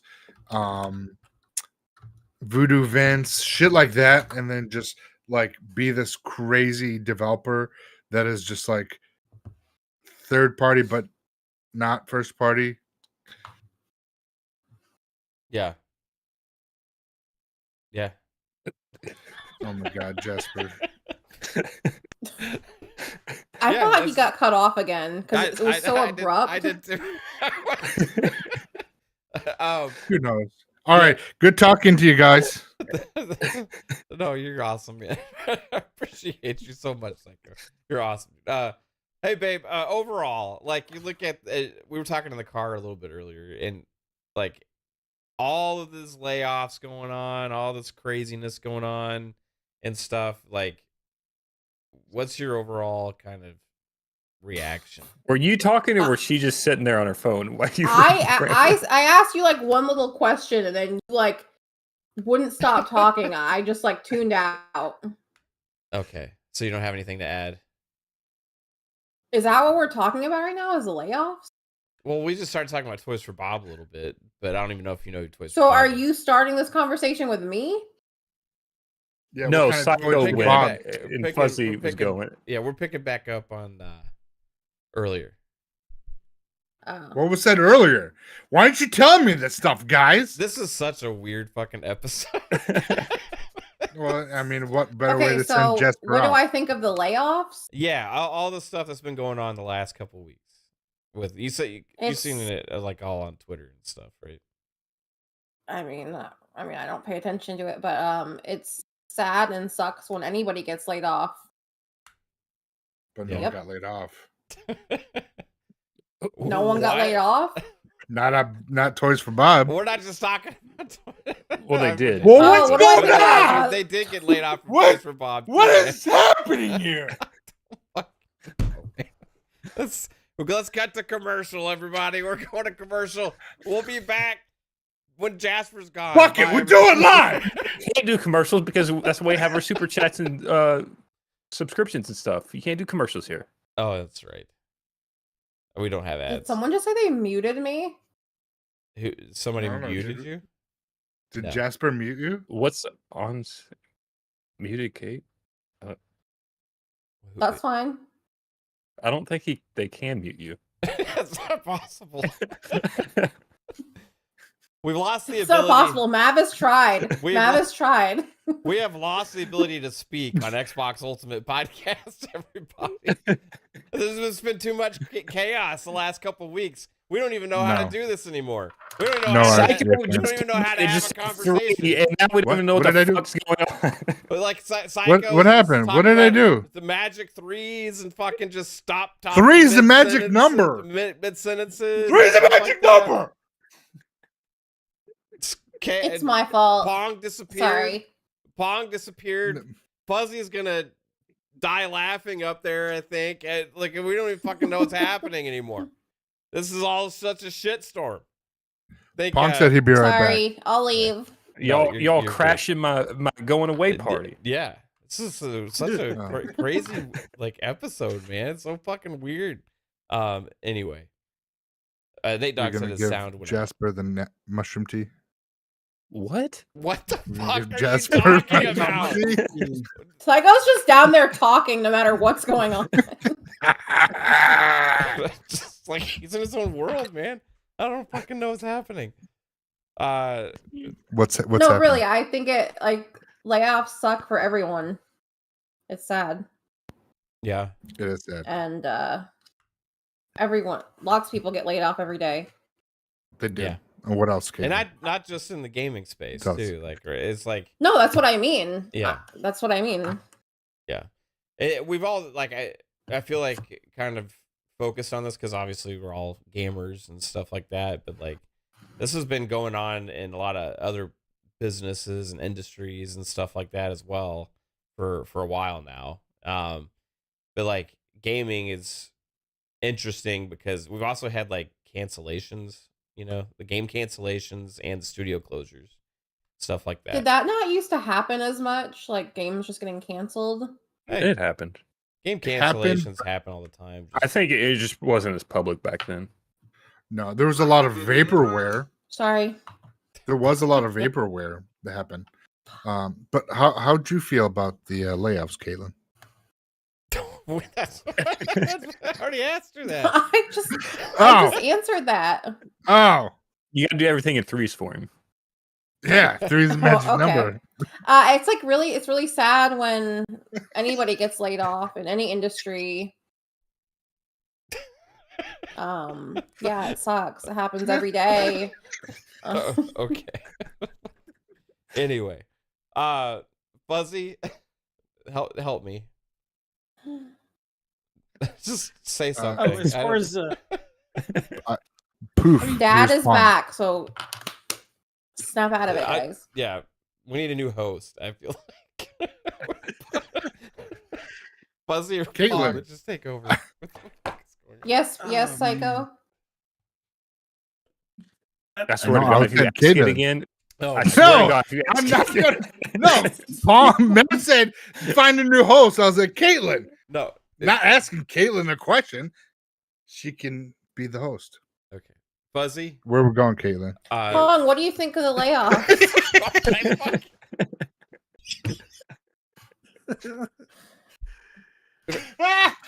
Okay. Fuzzy. Actually, Well, Fuzzy, let's get your thoughts first. I'd like to hear what you have to say. Oh, as far as the layoffs, they definitely suck. I mean, for the most part, I guess the biggest thing now is expect more to continue throughout the year, but I think this should be a eye opener for some of these bigger studios. The publishers are looking to cut costs, but hopefully with the amount of games that are coming out here these next few weeks, hopefully things start to turn around. Like I know Dogma 2 is coming. Was it next week or in the next 2 weeks or so? Hopefully that sells well enough that they don't get too affected by the cost cutting measures and stuff out there. I know EA just recently had some layoffs, and we got Dragon. What do you call them? Dragon Quest, or I forget what it's called, but it's that's still in production. But Mass Effect is still, I guess, in pre-production, and you would think EA is kind of learning its Dragon lesson to Age. some extent. Yeah, Dragon Age. Hopefully, it lands well for them because it's been in development for some time, and there are a lot of fans looking forward to it. But even EA has had its own stumbles, and really would have wished they would have continued with the Mandalorian game. But obviously Disney taking a larger cut as they've had, it would probably lead to even more layoffs as far as that studio. Even if it sold well, they'd probably be like, well, we have to pay most of those profits over to Disney to kind of make up the difference for the license. But Yeah. we'll see how things go. But I think between now and June, it's going to be more bloodletting. Like I'm still looking over at Embracer Group. Some of their well, what was it? Saber was able to kind of buy their way of independence for $500 million. They're Yeah. like, oh, we're independent now, and we'll see if more of the studios over at Embracer are able to do the same. Crystal Dynamics and Eidos, something needs to secure those, or somebody needs to secure those. Mainly Microsoft, since they're using them right now. But then again, if Microsoft secures them, could there still be layoffs after Perfect Dark or Fable are completed? Yeah. Who knows? But everything is up in the air pretty much. Yeah. Thanks. Really for good that, thoughts, Fuzzy. We'll definitely have to keep an eye on Embracer Group. Pong, what are your thoughts on the layoffs? As always, all layoffs are shitty, and they suck, and it's not good for anybody that is, that gets caught up in it. Yeah, so so you agree with what I said initially. Yes, I am empathetic towards the human beings who have lost their livelihood and their families, and some people who even just moved their entire family somewhere to be with a studio, and that's less than a terrible. year later, they are cut. Yes, absolutely, Kaitlyn. It is absolutely freaking horrible. It always will be. But like everybody said, some of these people, or I should say not everybody, but I should point out that because the pandemic was such a hiring spree, which is one of the main reasons why we're seeing this now, a lot of these people would not have had any jobs. They would not have gotten hired into the industry per se if the pandemic hadn't happened, right? So, again, there is that side of it as well. But I just think overall, these companies are making the cuts where they need to shore up the finances. The money guys are now in charge in a lot of these companies, even more so than they were before, because the shareholders are never satisfied, ever. It does not matter that they've had record profits for 3-4 years in a row. They have to continue to make record profits. And in fact, the record profits have to be bigger than the previous record profits. Otherwise, it's a shitstorm. And again, this is business, and it sucks for the people that at the bottom, because the people at the top are never going to take those cuts. People at the bottom are going to be the ones that take the cuts. And that's what we're seeing right now. And hopefully, it'll eventually calm down, but I think, as Fuzzy said, the rest of this year is what most people are saying, and maybe even into next year. I just hope that we can keep the studio closures down versus, game cancellations too. Game cancellations too. That's why I was happy to see Saber buy out their independence. That's why I'm happy that Gearbox is getting out from underneath Embracer Group, whoever they're supposedly going to be sold to. I'd rather see that and Toys for Bob if Fuzzy was correct before he stepped away, that that was the only choice they had, was to go independent or be closed down. Then yes, I want to see these studios survive. There's too much talent here, man.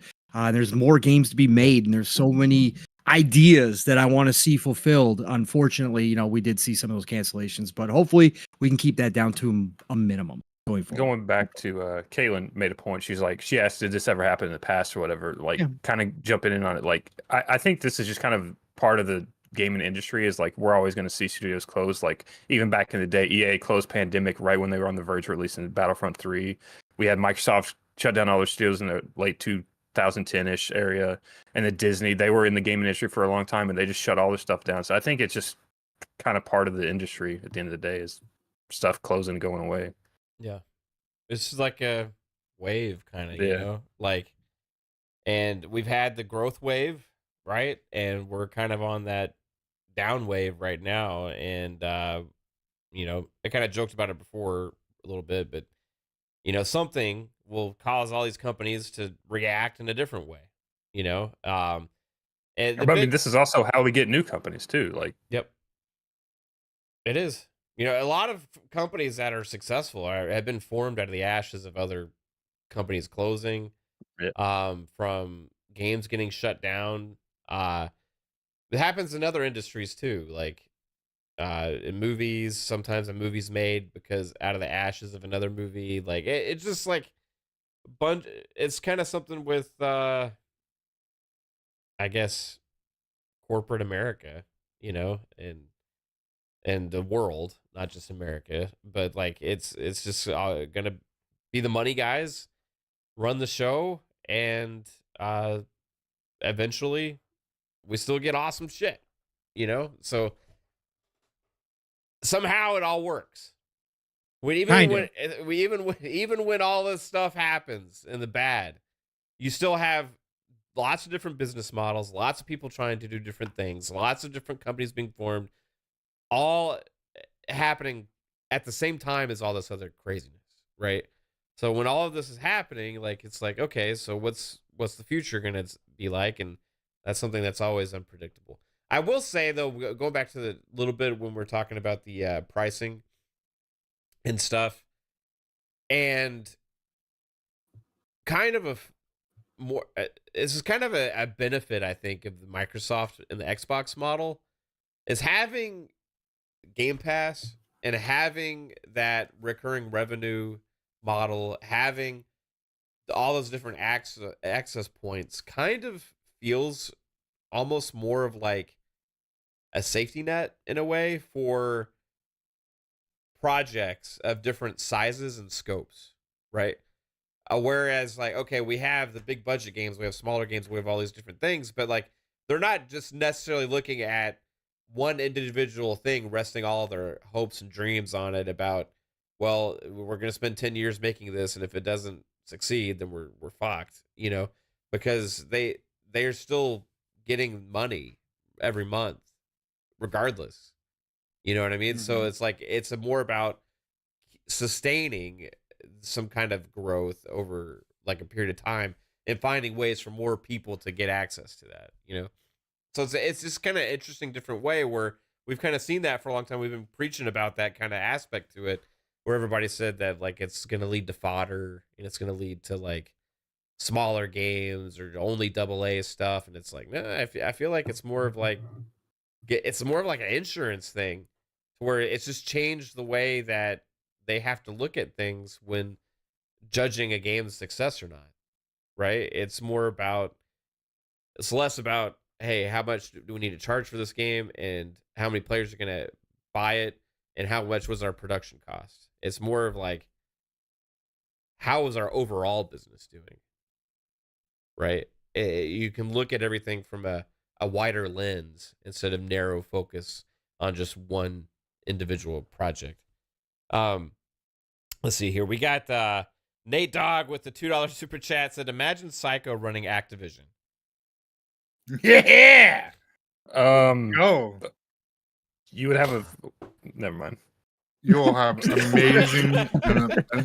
You'll have stellar games.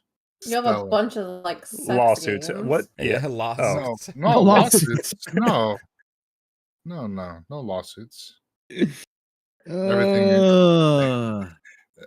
You definitely have Dave Matthews in Call of Duty. No. Yeah. No, man.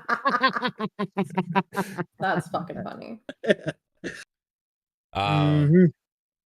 Let's see. We got Vic the Click, member for 19 months, said, "OMG, what's up, Vic?" Then Vic the Click with $5 super chat said, "OMG, OMG, is that Kaitlyn? Finally, not a sausage party. What's up? What's up, chat? Yes, Kate's here. Kate is here. I am here. What's up, Vic? Spartan661 with a $5 super chat says, this is one of my favorite podcasts that I stumbled upon on YouTube. Everyone here are amazing. I've been watching for a while. Jasper, you will be missed.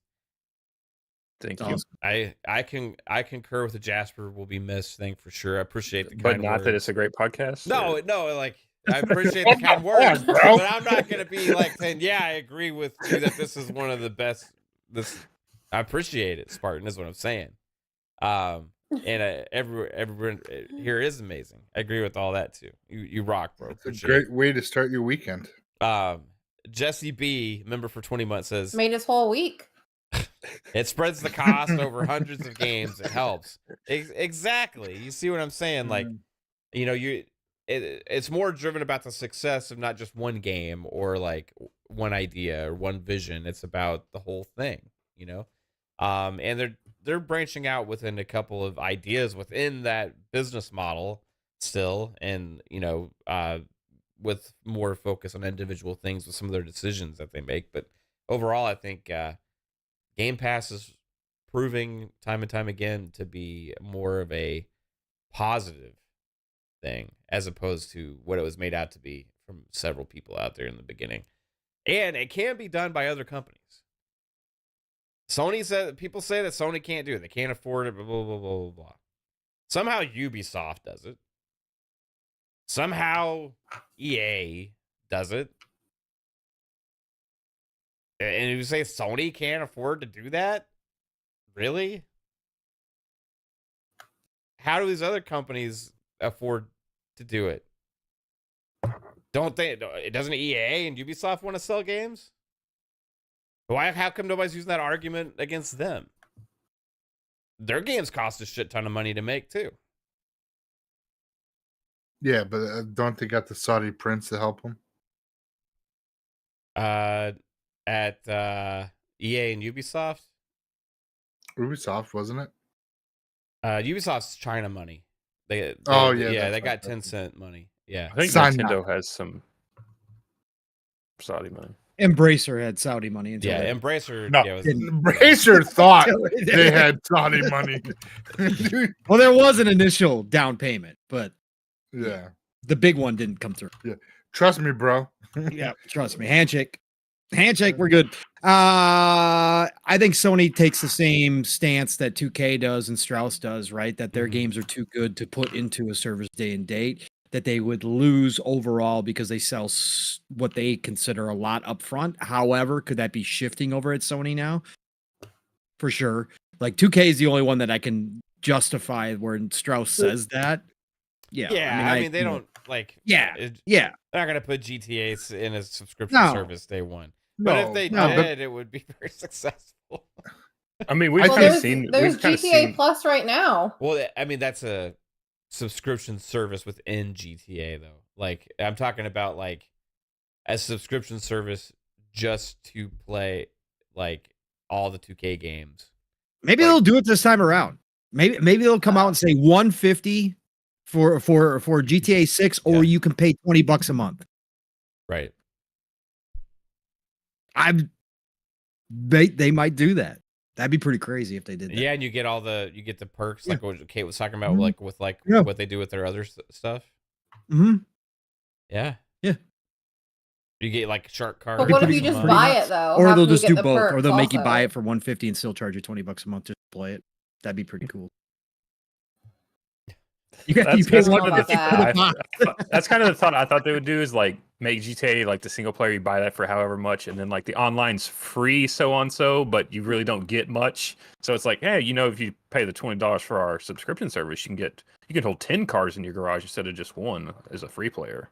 I mean, when you get big enough to have a subscription service within your game, Mm-hmm. you know what I mean? You're pretty like Fortnite has it, right? Mhm. World World of Warcraft, obviously. ESO. Fortnite's is $20 a month Yeah. That's $200. That's $240 a year. though. But GTA's is Like 5, I think. Yeah. it's really cheap. Yeah. Yeah. Not now. Is Fortnite's 20 or 10 or 15? I don't I know. think it's 15 or 12 or something. Is it? I don't remember. I don't remember how much. No, it it's is. not 12. 11, Is it 11? How much? 10. No, it's not 10. You're just throwing out random numbers.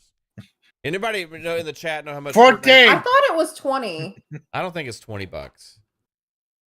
Oh, that sounds too high. You get the battle pass. You get like a special. You get skins. 1,000 V-bucks. Yeah, so it's like That's $10 right there. yeah. So it's like you're 1,000? you already know you're gonna get the battle Probably pass, about and you just pay a little bit $12. extra. $12, $11.99. Yeah, it's not. It's really not That's that all bad. it is? Oh, it was No, close. Oh, okay.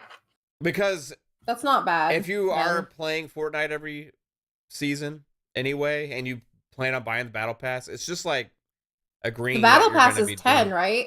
Yeah. Yeah. Yeah. So you just get paying a little bit extra, and you get a lot of other shit for it. But like they Yeah. managed to find a way to have their own subscription.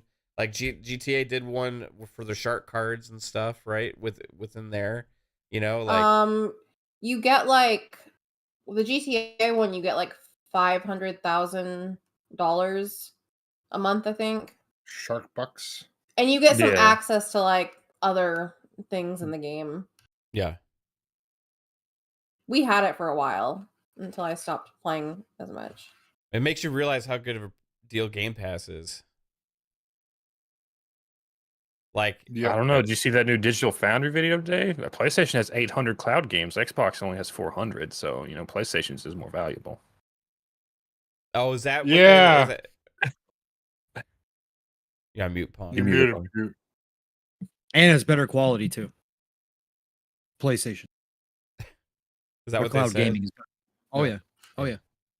Yeah. Yep. I've never played anything off the cloud on PlayStation. It sucks. Donkey balls. Does it? I maybe it's better now. It's than it used to- horrible. No, it's fucking horrible. Do you try it? Have Always you ever tried lagging. it? Yes, I tried it because I bought the what's not the premium but the middle tier PS Plus, whatever it's called. It's not the basic, not the essentials. Is it basic? Is the middle It's essentials, extra, and premium.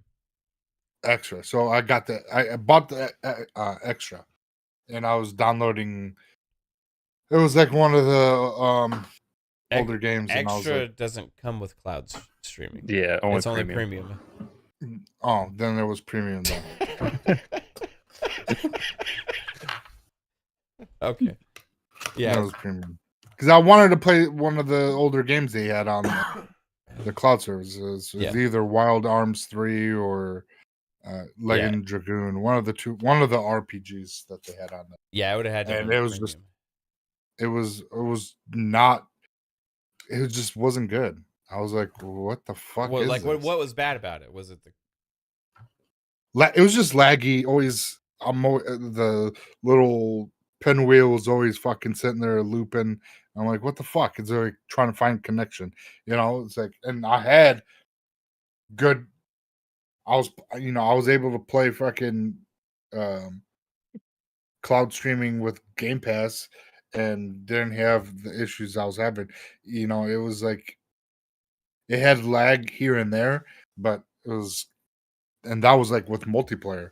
This was just a single player game, Yeah. and it was still having the issue. So I was like, interesting? I couldn't. I couldn't do it. people had told me that like it's been way improved, but like I don't know. Like I wouldn't be able to tell you because I've never tried anything on the streaming for PlayStation. I just don't see a point.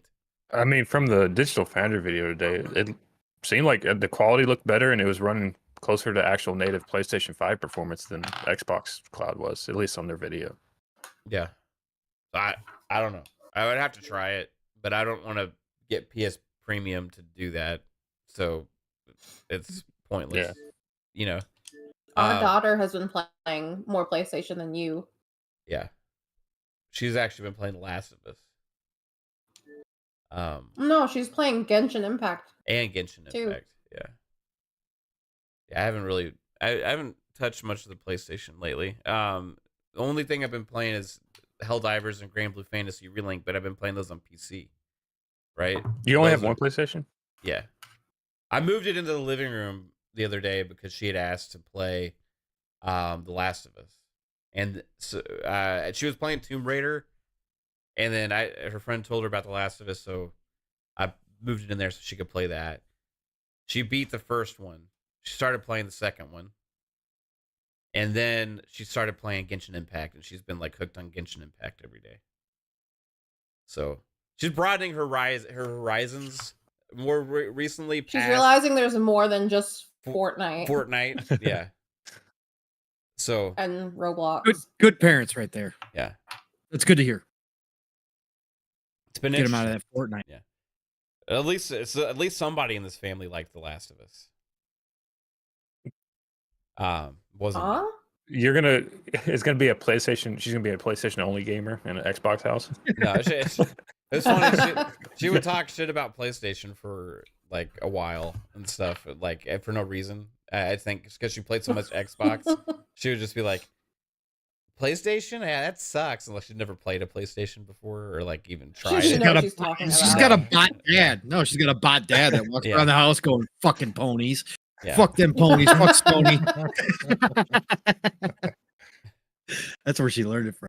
Yeah, I had a work meeting a couple weeks ago, and they were asking you like about gaming podcasts and stuff. You know, it's like, yeah, what do y'all talk about? Like Xbox? I'm like, yeah, I don't have an Xbox. It's like, I got a PlayStation. I said, fuck PlayStation. You said that at your work meeting? Yeah, I did. Nice. And that same work meeting, I think, is what got me sick. So, I think so. yeah, I think it is. It was You bad saw karma. where was it Cat Williams? He's an Xbox gamer. Yeah, we don't want to claim. Wow, we're in great company. Yeah. He speaks the truth, so he must, know how good Xbox is. We also, let's see, we got Spartan661 or with a $5 super chat, says the different perspectives from everyone on the panel makes the show. Not having one of the members there makes a difference. They can't replace you. That's 100% fucking right, man. Baby, could you mute your mic when the Sorry. No, it's You know what? You're just gonna have to deal with it. Okay, I'll just deal with it. Okay? Yeah. Jesse B. You're gonna be okay. It's with fine. Listen here, Prophet. What the fuck? Jesse B. What? with a $2 super chat says Ubi and EA have games of service games that can pay for that. Yeah, I mean, you make a good point with the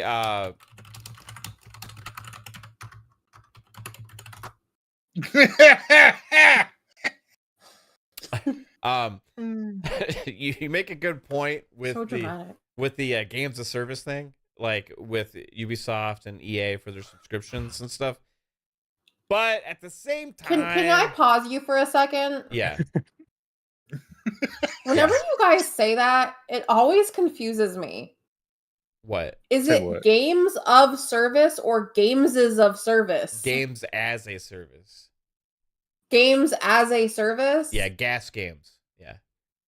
Okay, why don't you just say games of service or something? Because that's not what it is. It's games as a service. It's gas games. That's When the you acronym. guys say it though, it doesn't sound like that. I think because we just. I'm just yeah. Games as a service. Anyway, move on. You're good. Go. Maybe you're hearing people say games of a service. And It just that's sounds wrong. like y'all are saying games is of service. Games as And a I've always service. thought it sounded weird. It doesn't sound like that when you say it. None of you. I think it's just Anyway. because I mumble when I talk a lot. No, Pong has said it earlier too, and it sounded the same. Games as a service? You just said games is of service. No. Games as a service. I just said it fast. Games as a service. I think it's because you just got like a in between two S's. I don't So it's pronounce like- it. Yeah, I don't pronunciate it clearly. Obviously, games as a service.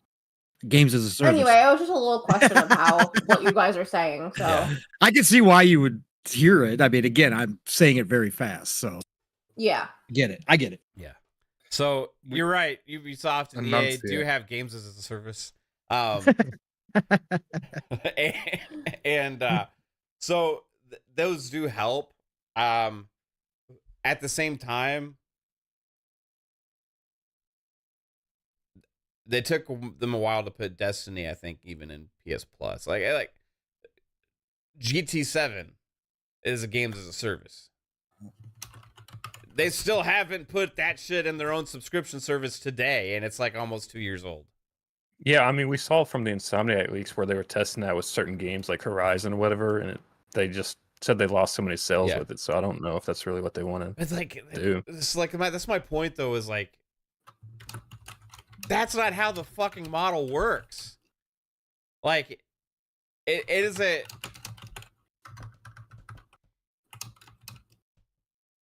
Mav. It's so loud. It is so loud. It's like. Brandon, Yeah. relax. Okay, sorry. It's gonna be okay. All right, we're good. The model for Game Pass is like the model for Game Pass is like a cumulative thing, right? The fuck What was that this time? That wasn't me. That wasn't me. Bullshit. I have my Sour Patch Kids, but that wasn't me. Oh, I got some Sour Patch Kids. I have the Easter Bunny ones. I got the watermelons in the kitchen. Bye, Oh, Jasper. Oh, man. those are good. I really like those ones. Man, Y'all have a great Later, buddy. time. Look at you. What are you doing? Grabbing an old bottle of water? You look fucking stupid. Just relax. Okay. All right. what happened? Games. I don't even fucking know what I was saying. Okay, so the model is like a cumulative model, right? So when they put like one game in there and be like, it hurt our sales in that game. When did they put Horizon Forbidden West in? Or Zero? What was it? Forbidden West? Whatever the new one is. What's the new one called? Forbidden West. Forbidden West. Yeah. Right. So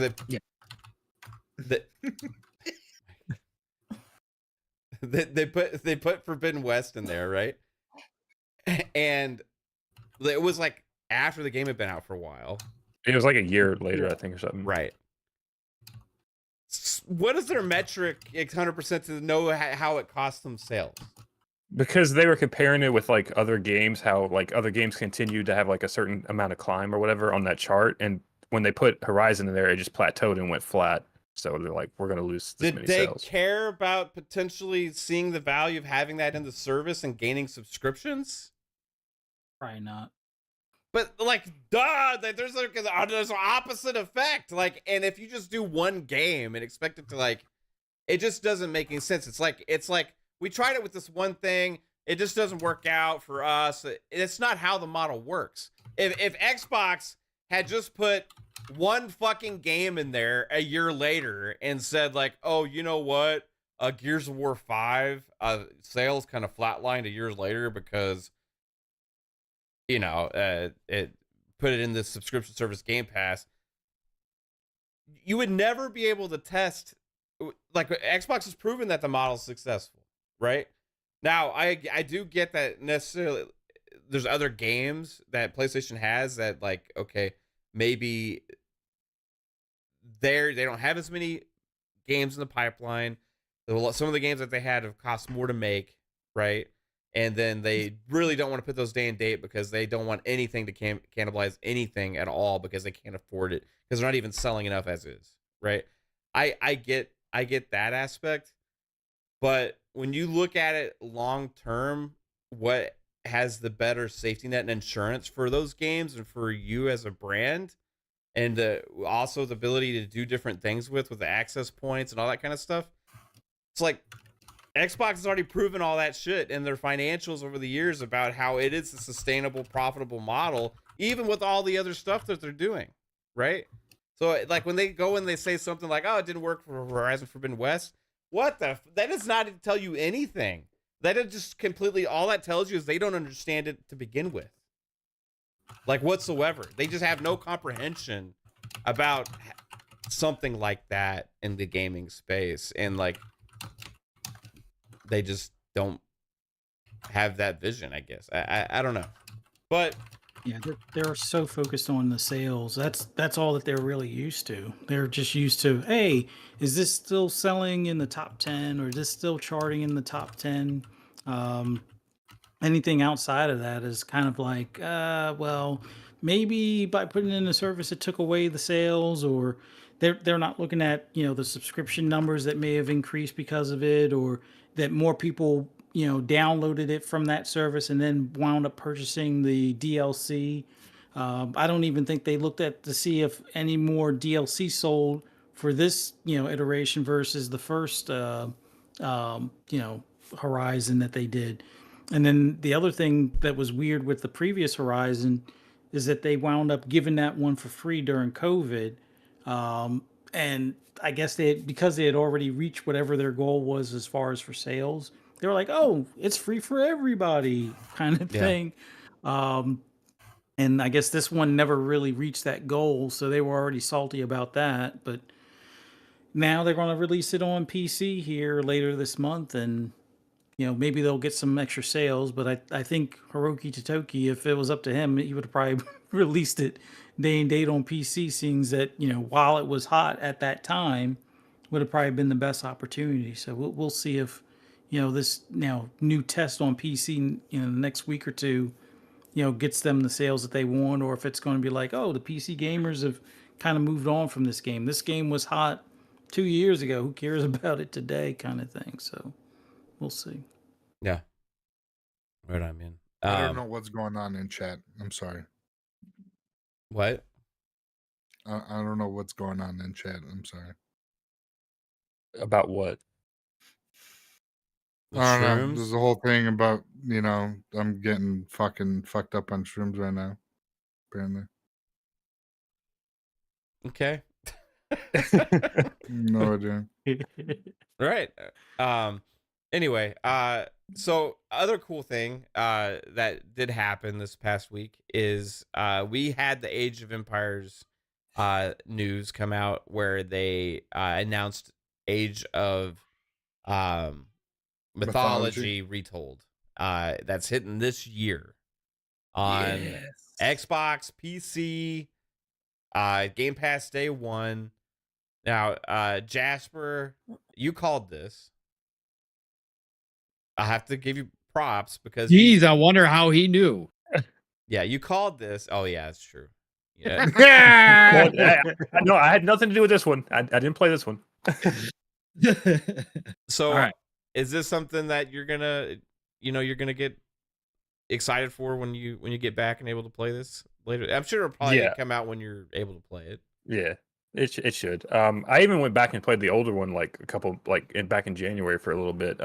Just because I knew this event was coming up, I just kind of wanted to get back into it a little bit and see what it's like again. Still all right. There was some stuff that does have me a little concerned. Like after the show, they came out with like an interview or whatever. They said they're going to change certain things, and I just hope that they don't like kind of go PC with it, because there are some like gods in the game that can be kind of like insensitive nowadays, and I just don't want them to like kind of dial that back. So we'll see how that goes for them. But it's gonna be dialed back.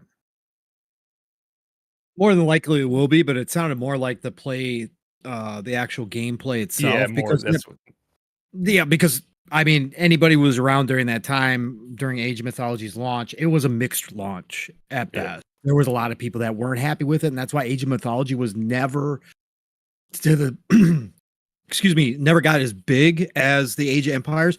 Age of Mythology actually, I think, has more potential. I heard Jez talking about it on Xbox 2 as well. Age of Mythology has better potential if they do it right to get more people to try it as an RTS and maybe eventually go over to Age of Empires.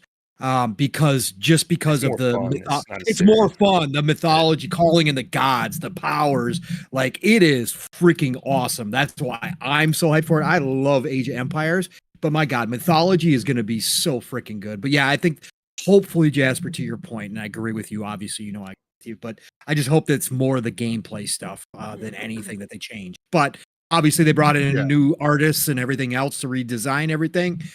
We saw Medusa; she was looking pretty damn good. I'll give her that.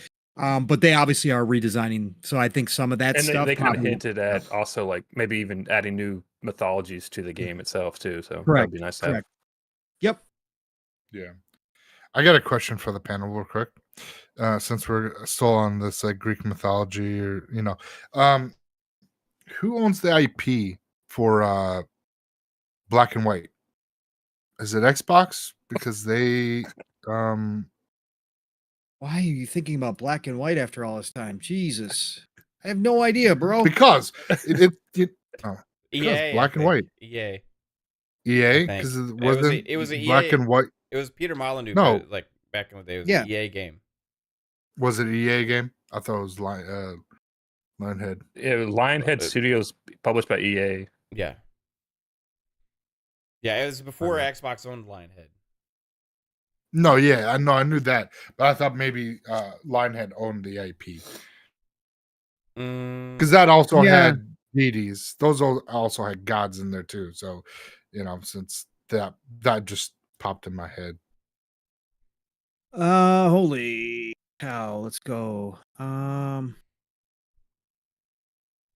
on for a second. I got an answer. Somebody actually asked it in the Microsoft stuff here. So, from an Xbox ambassador, this was just in April 2023.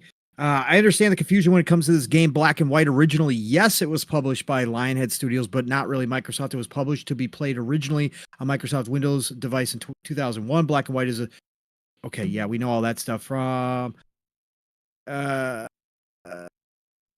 that doesn't help for the game support. For the game support, you may submit a report to EA Games. You will see the game here. Just click support, so it must still be with EA. Okay. Because support still goes through EA at this point. Yeah. Hey, back to Age of Mythology. No, like I said, because Age of Mythology was great, and I played the first one. I had it. I left it back in Ohio, but it just the whole gods thing. That's what brought about Black and White. Yeah, I get you. So, like, because I never played Age of Mythology, can somebody explain to me how similar it is to Age of Empires? It's pretty much it's the same game, but right. except there, you have a certain building where you can build mythical units like a griffin and stuff like that, and Pegasus, and you can build heroes out of it. Then you have more, so like your level ups, every time you level up, like an Age Up and Age of Empires, you get a power. So it can be anything from, like, I think Ra's power is like you can put a circle over like a fog on the map and it will light it up. So then if you have like another power, since you lit that area up, you can use a second power there, since you can see that zone now, and you can bring down lightning strikes. You're right. Yeah, lightning strikes bring down meteors, all sorts of shit. Yeah. They got titans in it. They got titans that'll attack your cities randomly, right? So you got titans that'll come in. Titans were kind of like the wonders, like you build the Titan gate and then they'll come out of like the wonder, and then you can control them. Could you control them, Jasper? That's what I was curious about. I thought I remember they were. Oh, okay. I thought those were the auto ones where they just kind of went off on their own and just caused mass destruction. But okay, I didn't remember for sure.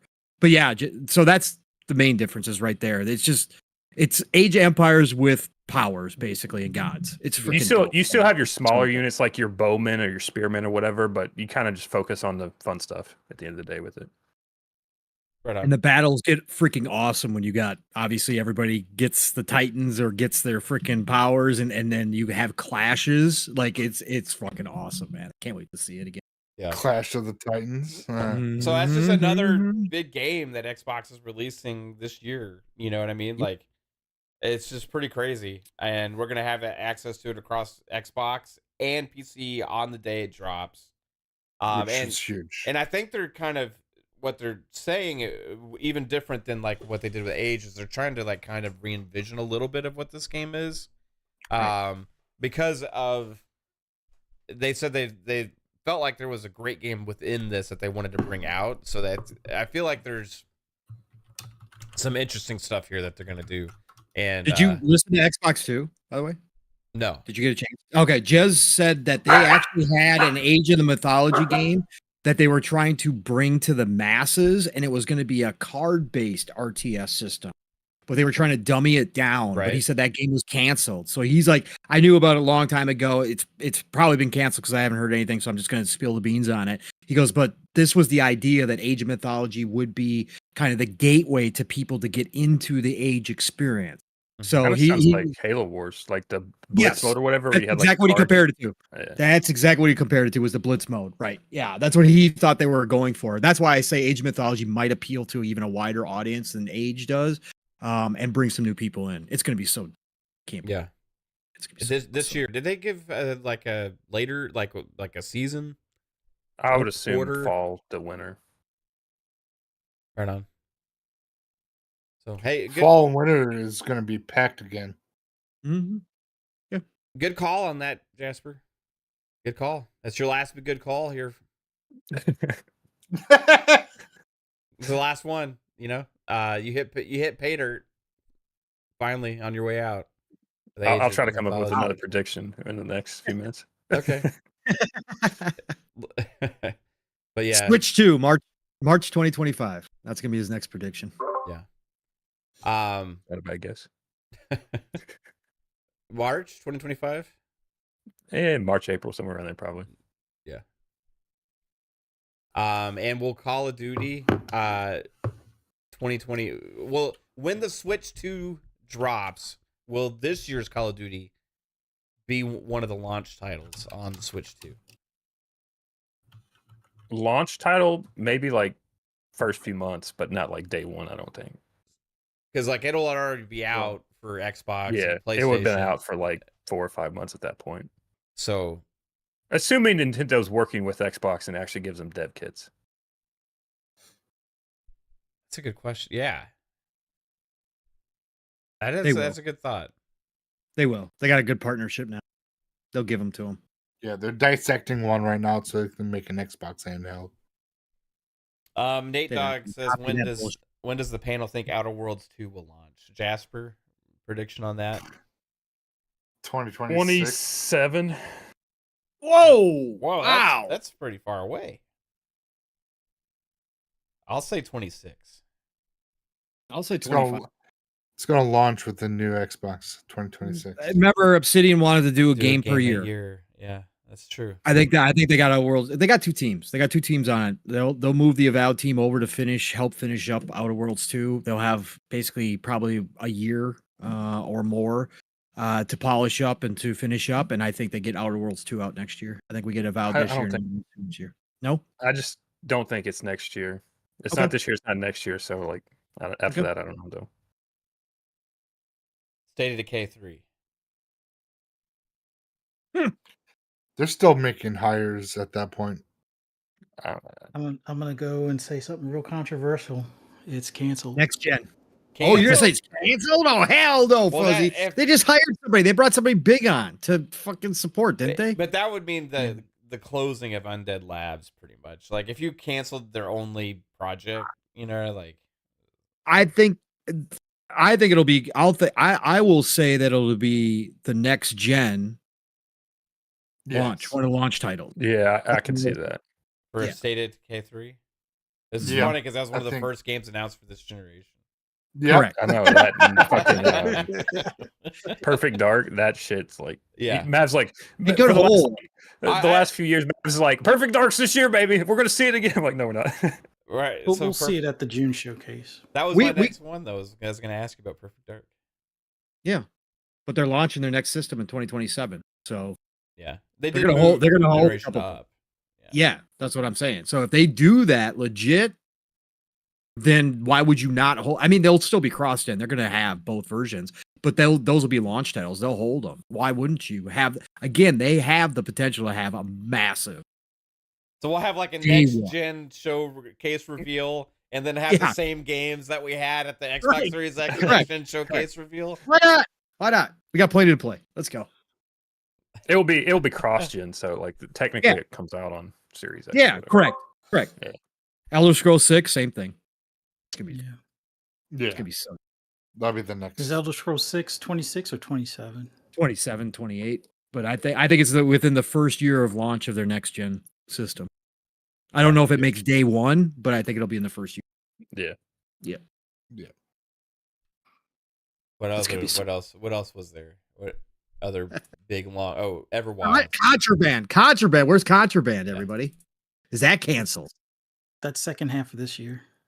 Ooh. Contraband. Yeah, okay. Ooh. Jasper? Jasper. What do you think? That's next year. I think late next year. Everwild. I think Who the fuck cares? That could be. They could push that to next year since they have a lot of stuff coming out this year. I did see They'll that. push that for next year because then rumored. I saw it going around that the South by Midnight team or whatever. Yeah, that's what it's called, right? South by Midnight. Yeah. They were doing South of Midnight. South of Midnight. They Mocap. they just got a mocaps like thing going on. So I don't think that's anytime soon. I know a lot of people were saying it's this year, bro. It's this year. It's like so Activision. them Clock- just knowing a Clockwork. mocap. Yeah. Clockwork's got a better chance. I think they're getting ready. I've been on that train for. Kate just sent me a text asking if we can get new kitchen countertops. Nice. Oh my god. You should because those are kind of dated. Is that what all that typing was? Psycho? countertops. What? I'm Hey, going to listen. murder you. No, listen. Oh, Listen. live on Linda, air. listen. Correct. Listen, Linda. No, you listen. No, No, I'll you give you listen. I'll give you my mom's number and you can talk to her because she was a granite countertop seller. I don't want granite. She did I'm all gonna the talk to my material. mom. You can go talk to her. What? I- She knows what the fuck she's talking about, Jasper. We're gonna have her talk to I don't know. Wait, I don't want Chris granite, so Jones? why do I need to talk to your? If I talk to your mom, I'm just gonna fucking tell her about you. That's what I'm gonna do. She'll be like, I don't know what to do with that boy, fuck him. Give him more mushrooms, I guess. No, I I'm just know saying. the countertops are dated. That's why I want new ones. What do you want? What do you want? Are we really doing this? What a great last show for Jasper. That's Stellar. What is that? it's just a white square. What With is like that? Is that little marble? Granite? I think it's like Quartz? Calcutta or something. Oh my god. Okay. Psycho, you don't know shit, okay? Go back to work. I'm just trying to save Mav a couple bucks, that's all. I think you should go with agate. Agate countertops. That would be There you go. No, fuck it. Concrete. And then fucking yeah. These are quartz. They're quartz countertops. I was Oh, thinking quartz sucks. yellow vinyl. Mm. You don't want quartz. You don't Mav, you can only blame this on yourself that you put my text on blast. It's just so random, though. It's like, okay, yeah, sure. We'll look Brick at it. and plywood. Brick and plywood. Yeah. Plywood. But no, fuck it. Just go butcher countertop. And it'll be the Okay. best. Butcher. Butcher? But you No. gotta get one of those stoves and like sinks it's built into the island. Like Yeah, there you go. Yeah, our microwave just went out. That's the This thing. has been Home Improvement with Xbox Yeah. Ultimate this Oh, evening, folks. No, Sponsored by House Flipper too. because we have a built-in microwave, like kind of above the oven, right? Mm-hmm. And we were just nuking some food, and all of a sudden it just stops working. Not the breaker, not the plug, nothing like that. So we're gonna have to get a new microwave. And Gotta those stop things, putting your cans of SpaghettiOs in there. those things aren't Is fucking it- cheap, bro. Is it hardwired or is it plugged? I honestly I can't see behind it. So Okay. He won't take it out. okay. He's not that kind of guy. Hold on. Wait, hold what on. brand was it? Whoa. Maytag or is it? Whoa! Why you gotta put Mav on blast It's, like that? it's Kaitlyn? I was looking up Fuck. how to do it, okay? He literally told me, babe, I watch YouTube videos, and if I try and do it myself, the guy said there's a good chance I'm gonna die. I swear. I fucking swear. It has Well, That's what he said. no, because you had to take the thing off and then there's a capacitor in there, right? Mhm. The Yeah, capacitor. The don't flux fucking touch- capacitor. yeah, don't touch the capacitor, bro. I know, Right. but I gotta get in there to change the fuse. Okay? you're Well, not. You're just gonna swap the fucking microwave out, bro. You're not gonna touch anything. Well, okay, no. Yeah, but babe, I thought about that. If we get a new microwave, you can't take the other one out and just plug the other one in. I don't know. Why'd you ask the electricians that are coming one day if they can do it? Maybe You could just plug it into the plug, right? I don't know like If where it's it's even plugged Yeah, in because you can't see if it's a fucking plug. hardwired or not. Is there a cabinet above it or no? Yeah, but but there's plugs no up plug there. in there. There's no Yeah, plugs that might be anywhere hardwired. around it. I can't. Does it find go the down plug. like behind your stove, like in the wall or something? Maybe I don't know. I would literally have to remove the microwave out to find where it's plugged in. Yeah, and like I said, you're not that kind of guy to do that. God damn. This I'm went. kidding. this I is a mean, weird it's true, but I'm episode. not kidding. You know how many ceiling fans I've installed? I've done a lot. He always No. goes back to the amount of ceiling fans that he has installed. Anyway, You're not the one that I'm puts a like, the man. blue cap on the hot wire, like when people were like setting it up. Are you? Or do you actually put the red cap on the hot wire so people don't get electrocuted? I thought He doesn't even know what you're talking whatever about. the fucking instruction says, He Jasper. puts I don't orange or yellow. Whatever came in the box. Yeah. Anyway, all right. This is crazy. Everybody, thank you for being here. Can we redo my last for episode? Xbox Ultimate Podcast. This show's been all about Jasper. All about Jasper, and wishing him a farewell because actually guy is leaving us. Got to be real and say that really sucks. It does, but it's not just because of all the time that you've hung out with us on these shows and all that kind of stuff. It's about all the games and conversations and just became part of the family, bro. Like instantly. And It all started with Halo lore. Yeah, you were being actually guy in the chat for a long time. Yeah. Then you just became actually You're guy on the shows, right? And I never say actually. It's usually you and Pong that say actually, and I'm just like, I somehow get the name. Yeah. Yeah. You're just more of a reply guy. Yeah. Yeah.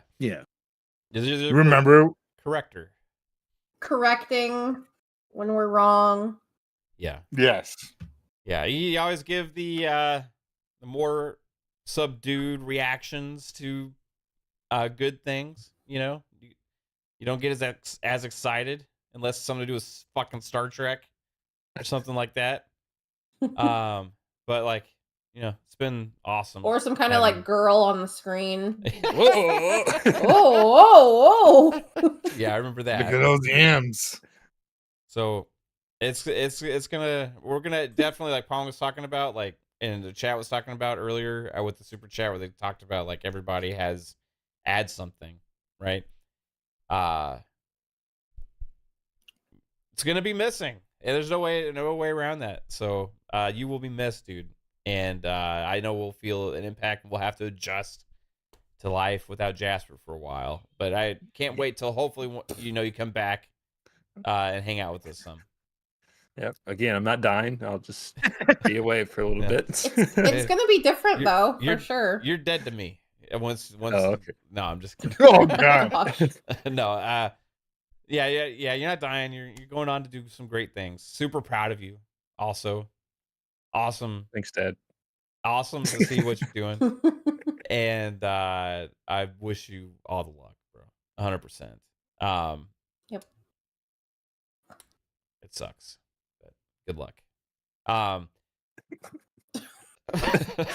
Very forget sincere. But yeah, do you have anything final, like, things to say bye to everybody before you head out on your voyage to the great unknown? It's been great. Peace, bitch. No, but for real, like I was saying last night, it's like it's nice to have like a group of people you can talk to about games, because like not everyone's going to understand the ins and outs of it. Like there's a lot of casuals out there. Like, yes, you can play games with certain people and like they'll get like the ins and outs of maybe that one game, but like understanding the overall industry and being able to talk about that with people, like you kind of always had those like E3 watch parties back in the day with your buddies, but they'd always be like, oh yeah, this game looks like shit. This game's like, I'm just excited to see all the game stuff and get to do that with you all. It's kind of, dream come true. Talk about games with people. So basically, we're just co-workers to you. Wait, did he just say wait, it was you're a getting dream paid? come true? Oh, I was getting paid? No, we all work for free around here, bro. Yeah, he said, I heard dream come true. Thanks, Dream man. come true. That's what I heard. Talking about games, people. Oh, okay. All right. But yeah, one last time. I'm trying to be nice. I don't, this is awkward for me. I'm an awkward person. We know, Jasper. We know. Hey, We know Jasper, this is how's your day? How's your day? It's all right. It's all right. It's all right. Really, Jasper? You don't like telling people how you feel? No. I never would have thought. Anyway, bro. One last time, do you want to tell everybody where they can find you? Yeah, I guess.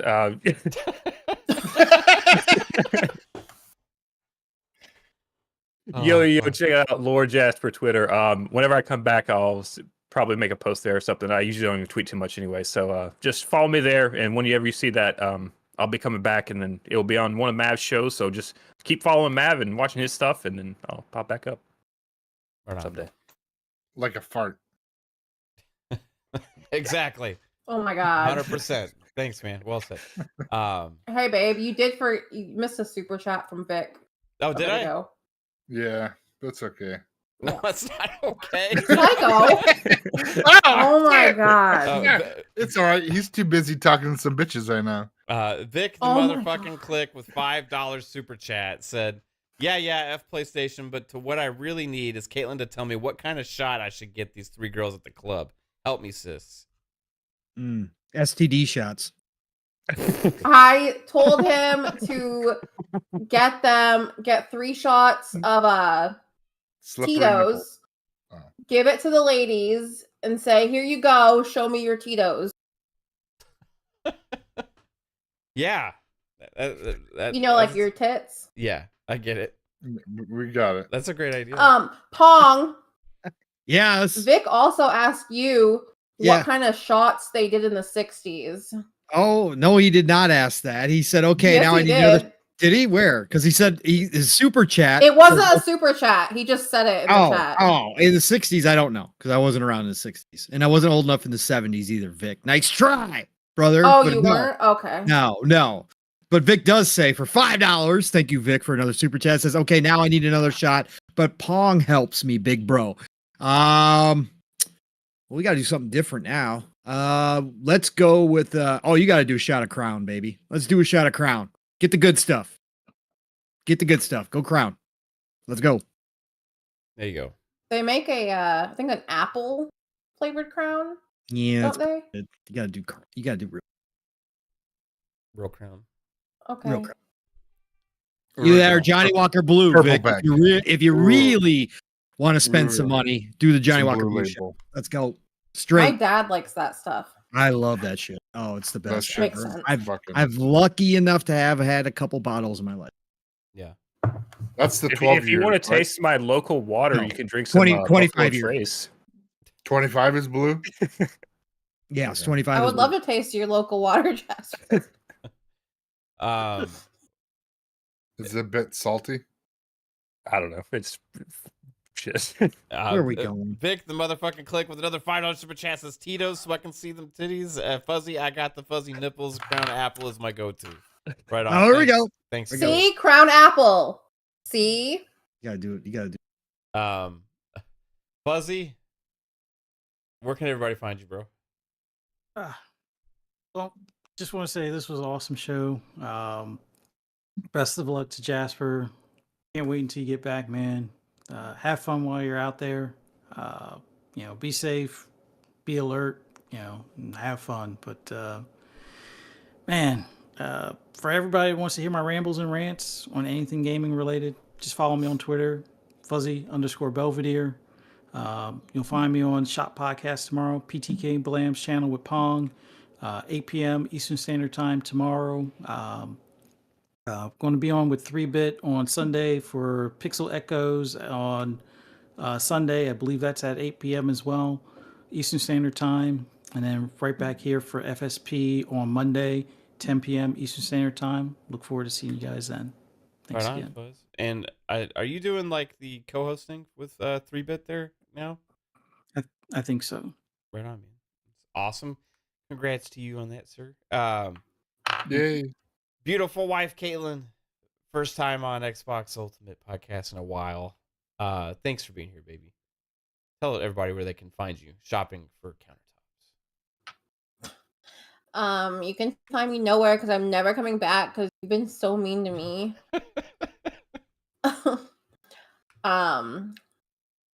No, you can find me on Twitter. And yeah, this is sad. I'm gonna miss Jasper. I feel like Jasper gets Mav's issues. Yeah. And I feel like we can connect on that. So I'm gonna miss that. What are you Definitely have talking an about? understanding of his issues. Yeah. Oh, I have issues now? Okay. Fine. It's all right. Well, I mean, see, I don't know how to say it, but like Jasper knows what I'm. I got you. Yeah. I know. I get it. That's why you always talk shit about me in the Xbox Live parties. But it's okay. Vic, the motherfucking click with the $5 super chat says, Fuzzy, Jasper, your turn. I'm lit like a bug, zap on a hot summer day. So I think he wants liquor recommendations from Jasper and Fuzzy. I just go with Buffalo Trace. That's all I know. I don't drink. I just know it because it's right down the road. I mean, my normal go-to is either Captain Morgan and Coke or He's looking for what's the shots, other one? Fuzz. Give him a shot. Shots. Yeah. Something that works for my wife. Whoa! Let's see, peach schnapps. Peach schnapps with Midori sour. Oh, okay. You add a little. Oh, jeez. Okay, sorry. Big motherfucking click with another $5 super chat. Says, no, Kaitlyn, please come back. No lie, the guys go crazy sometimes. Yeah. I noticed We'll see. We'll see. Mav and I will have a little talk after the show. Right on. Looking forward to it. Psycho. Right on. Psycho, where can everybody find you, bro? Everybody, thanks for coming out tonight and spending some time with Jasper and Buddy. I just want to say you've been awesome and take care. Please don't get fucking married while you're gone. Whoa! Yeah, what? God Being damn it! married is awesome. Ask Mav. No. Mav. It is. So sad. It's so awesome. Just be safe, buddy. And you coming onto the show in the beginning. It's been a great ride. You've been the intelligent one. You've been the one that's making sure that we're all on. Insult everyone. Yeah, I was like, you guys are all fucking stupid. Hey, so it's all Jasper's fault, but just saying. No, it's good. Love you, buddy. Take care of yourself. Chat, you guys are awesome. Thank you for coming out. You can find me on social media. And Mav, where can they find you spending thousands of dollars on shitty countertops? Thanks, man. Psycho has it out for me tonight. Yeah. He even got on the show. Vic, the motherfucking click with I the missed $5 super chat said, love you. Hey, Vic, we love you too, man. I appreciate all the support, dude. He was saying that to Hank. Kaitlyn. Oh, okay. Yeah. Oh, there's Vic again with the $5. Yeah, you are drunk, Vic. With another $5 super chat says, I took some. Drugs are amazing, kids. Actually, is amazing. You Is whatever. amazing. Okay. All right. That's what he said. Pause. That's what he said. Pause. Hey, bro, appreciate you, Pause. Vic. Pong Soul, Yes, sir. help me. I will help you, sir. Man, what an amazing show to be. Last show for Jasper for a while. Jasper, Memorable please. show. Memorable to say the least, with the randomness that was involved in this one. Like, we are pretty random, but this one tops it, like my countertops and the number 3 magic. Whatever, man. Listen, Jaspy, I've already said it a billion times, but good luck, brother. Yep. I know you're gonna crush it, man. Love you to death, sir. Please keep in touch and make sure you stop back when you can. Let us know that you're around, especially if you're hopping on or whatever the case may be, man, because definitely want to get some gaming in with you when you get back. But nothing but the best of luck, sir. And you're gonna do fantastic, man. And thanks for being such a supreme human being. That's what we look for in our family, and that's what all of us, again, saw in you when you joined us. So thank you for that, brother. And can't wait to see you again, man. So, but otherwise, fam, it was great. Kaitlyn, it was amazing to have you back. Beautiful. Miss you. I'm glad you could join us tonight for Jasper's last show, and good luck on the countertops. I know you get what you want, so just don't let Psychonauts push you around at all. I won't. I know you won't. get back to work. Yeah, is your she's got to deadline. talk to his Yeah. mom first. Yeah, exactly. exactly. Talk to his mom. But no, brothers, it was awesome. Great discussions. Again, a weird week of news. Not a whole lot of exciting, cool stuff, but a whole lot of conversations to be had. So thank you all for being here. Chat, because you guys were absolutely incredible tonight. Lots of good discussions in there, as always. Thank you for supporting all of our shows that you do. Nothing but love and respect to each and every single one of you. Otherwise, you guys know the drill. Pongso on X, formerly known as Twitter. Pongso on Xbox. Tomorrow morning, that's right, Steel Rain and I have confirmed that we will be back. We took last weekend off. Real life shit happens, but we are back. The hype train starts rolling. Mach 2.0 to start out your Saturday morning live raw and uncut. So be there 10 a.m. Eastern, 9 o'clock Central Time for Living Split Screens, all one word. Steel's going to have a lot to talk about since obviously he didn't get to talk last week. So it's going to be a fun one. Be there for that. And then tomorrow night, like Fuzzy said, the Shop Podcast, PTK Blam's channel. You know how to find us. The best way to end your Saturday night, 8 p.m. Eastern, 7 o'clock Central Time. For that, I'm sure we might have a guest or two, but we're going to talk about the health of the industry. That's the focus for PTK's show this week. So have us on the background while you're gaming, man. It's the best way to do it. And then, of course, Tuesdays, Double Barrel Gaming is the channel. Boomstick is the man. Xbox Factor, all good things green every Tuesday, 12 p.m. Eastern, 11 o'clock Central Time. And if Steel is available, he is now on panel. So you got to join in for those. Always a great time. Shout out to Boom. And then, of course, Thursday, right back here, PM in the PM. On the Fun Speculation Network, Pong and Mav on Thursdays. So 7 p.m. Eastern, 6 o'clock Central Time. Be there for that. Otherwise, it's the golden age. There, I'm back to grazing, everybody. I got 10 games in the lineup right now that I have touched in the past week. So it is that time. It is a blast, and we got more coming this month. March is absolutely incredible. So please, despite all the nonsense, ignore all that shit this weekend. Get out there, play what you love what you play, and I'll talk to y'all real soon. Mav, get us out of here, bro. Real quick, I get a couple more super chats. Appreciate you. Of course. Let's see. Vic the Click with a $5 super chat. Oh, wait, sorry. Hold on. Spartan661 with a $2 super chat says, do what you need to do. Everyone's for you here, Jasper. Then Vic the Click with a 5 says, Jasper, good luck and shake and bake, bro. Shake and bake, Jasper. Shake and bake. Shake and bake. Shake and Just bake. don't drop the soap. Focus Active with the $2 says, Jasper, you drive me crazy. We'll miss you, man. Thanks. Yeah. Compliment.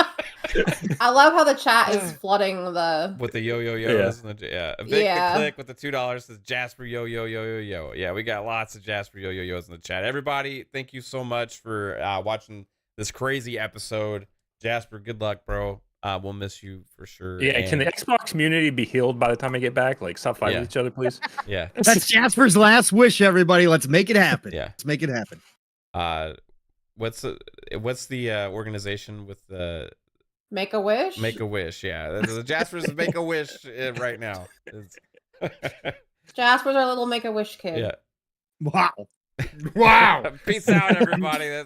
Bye. Was that bad?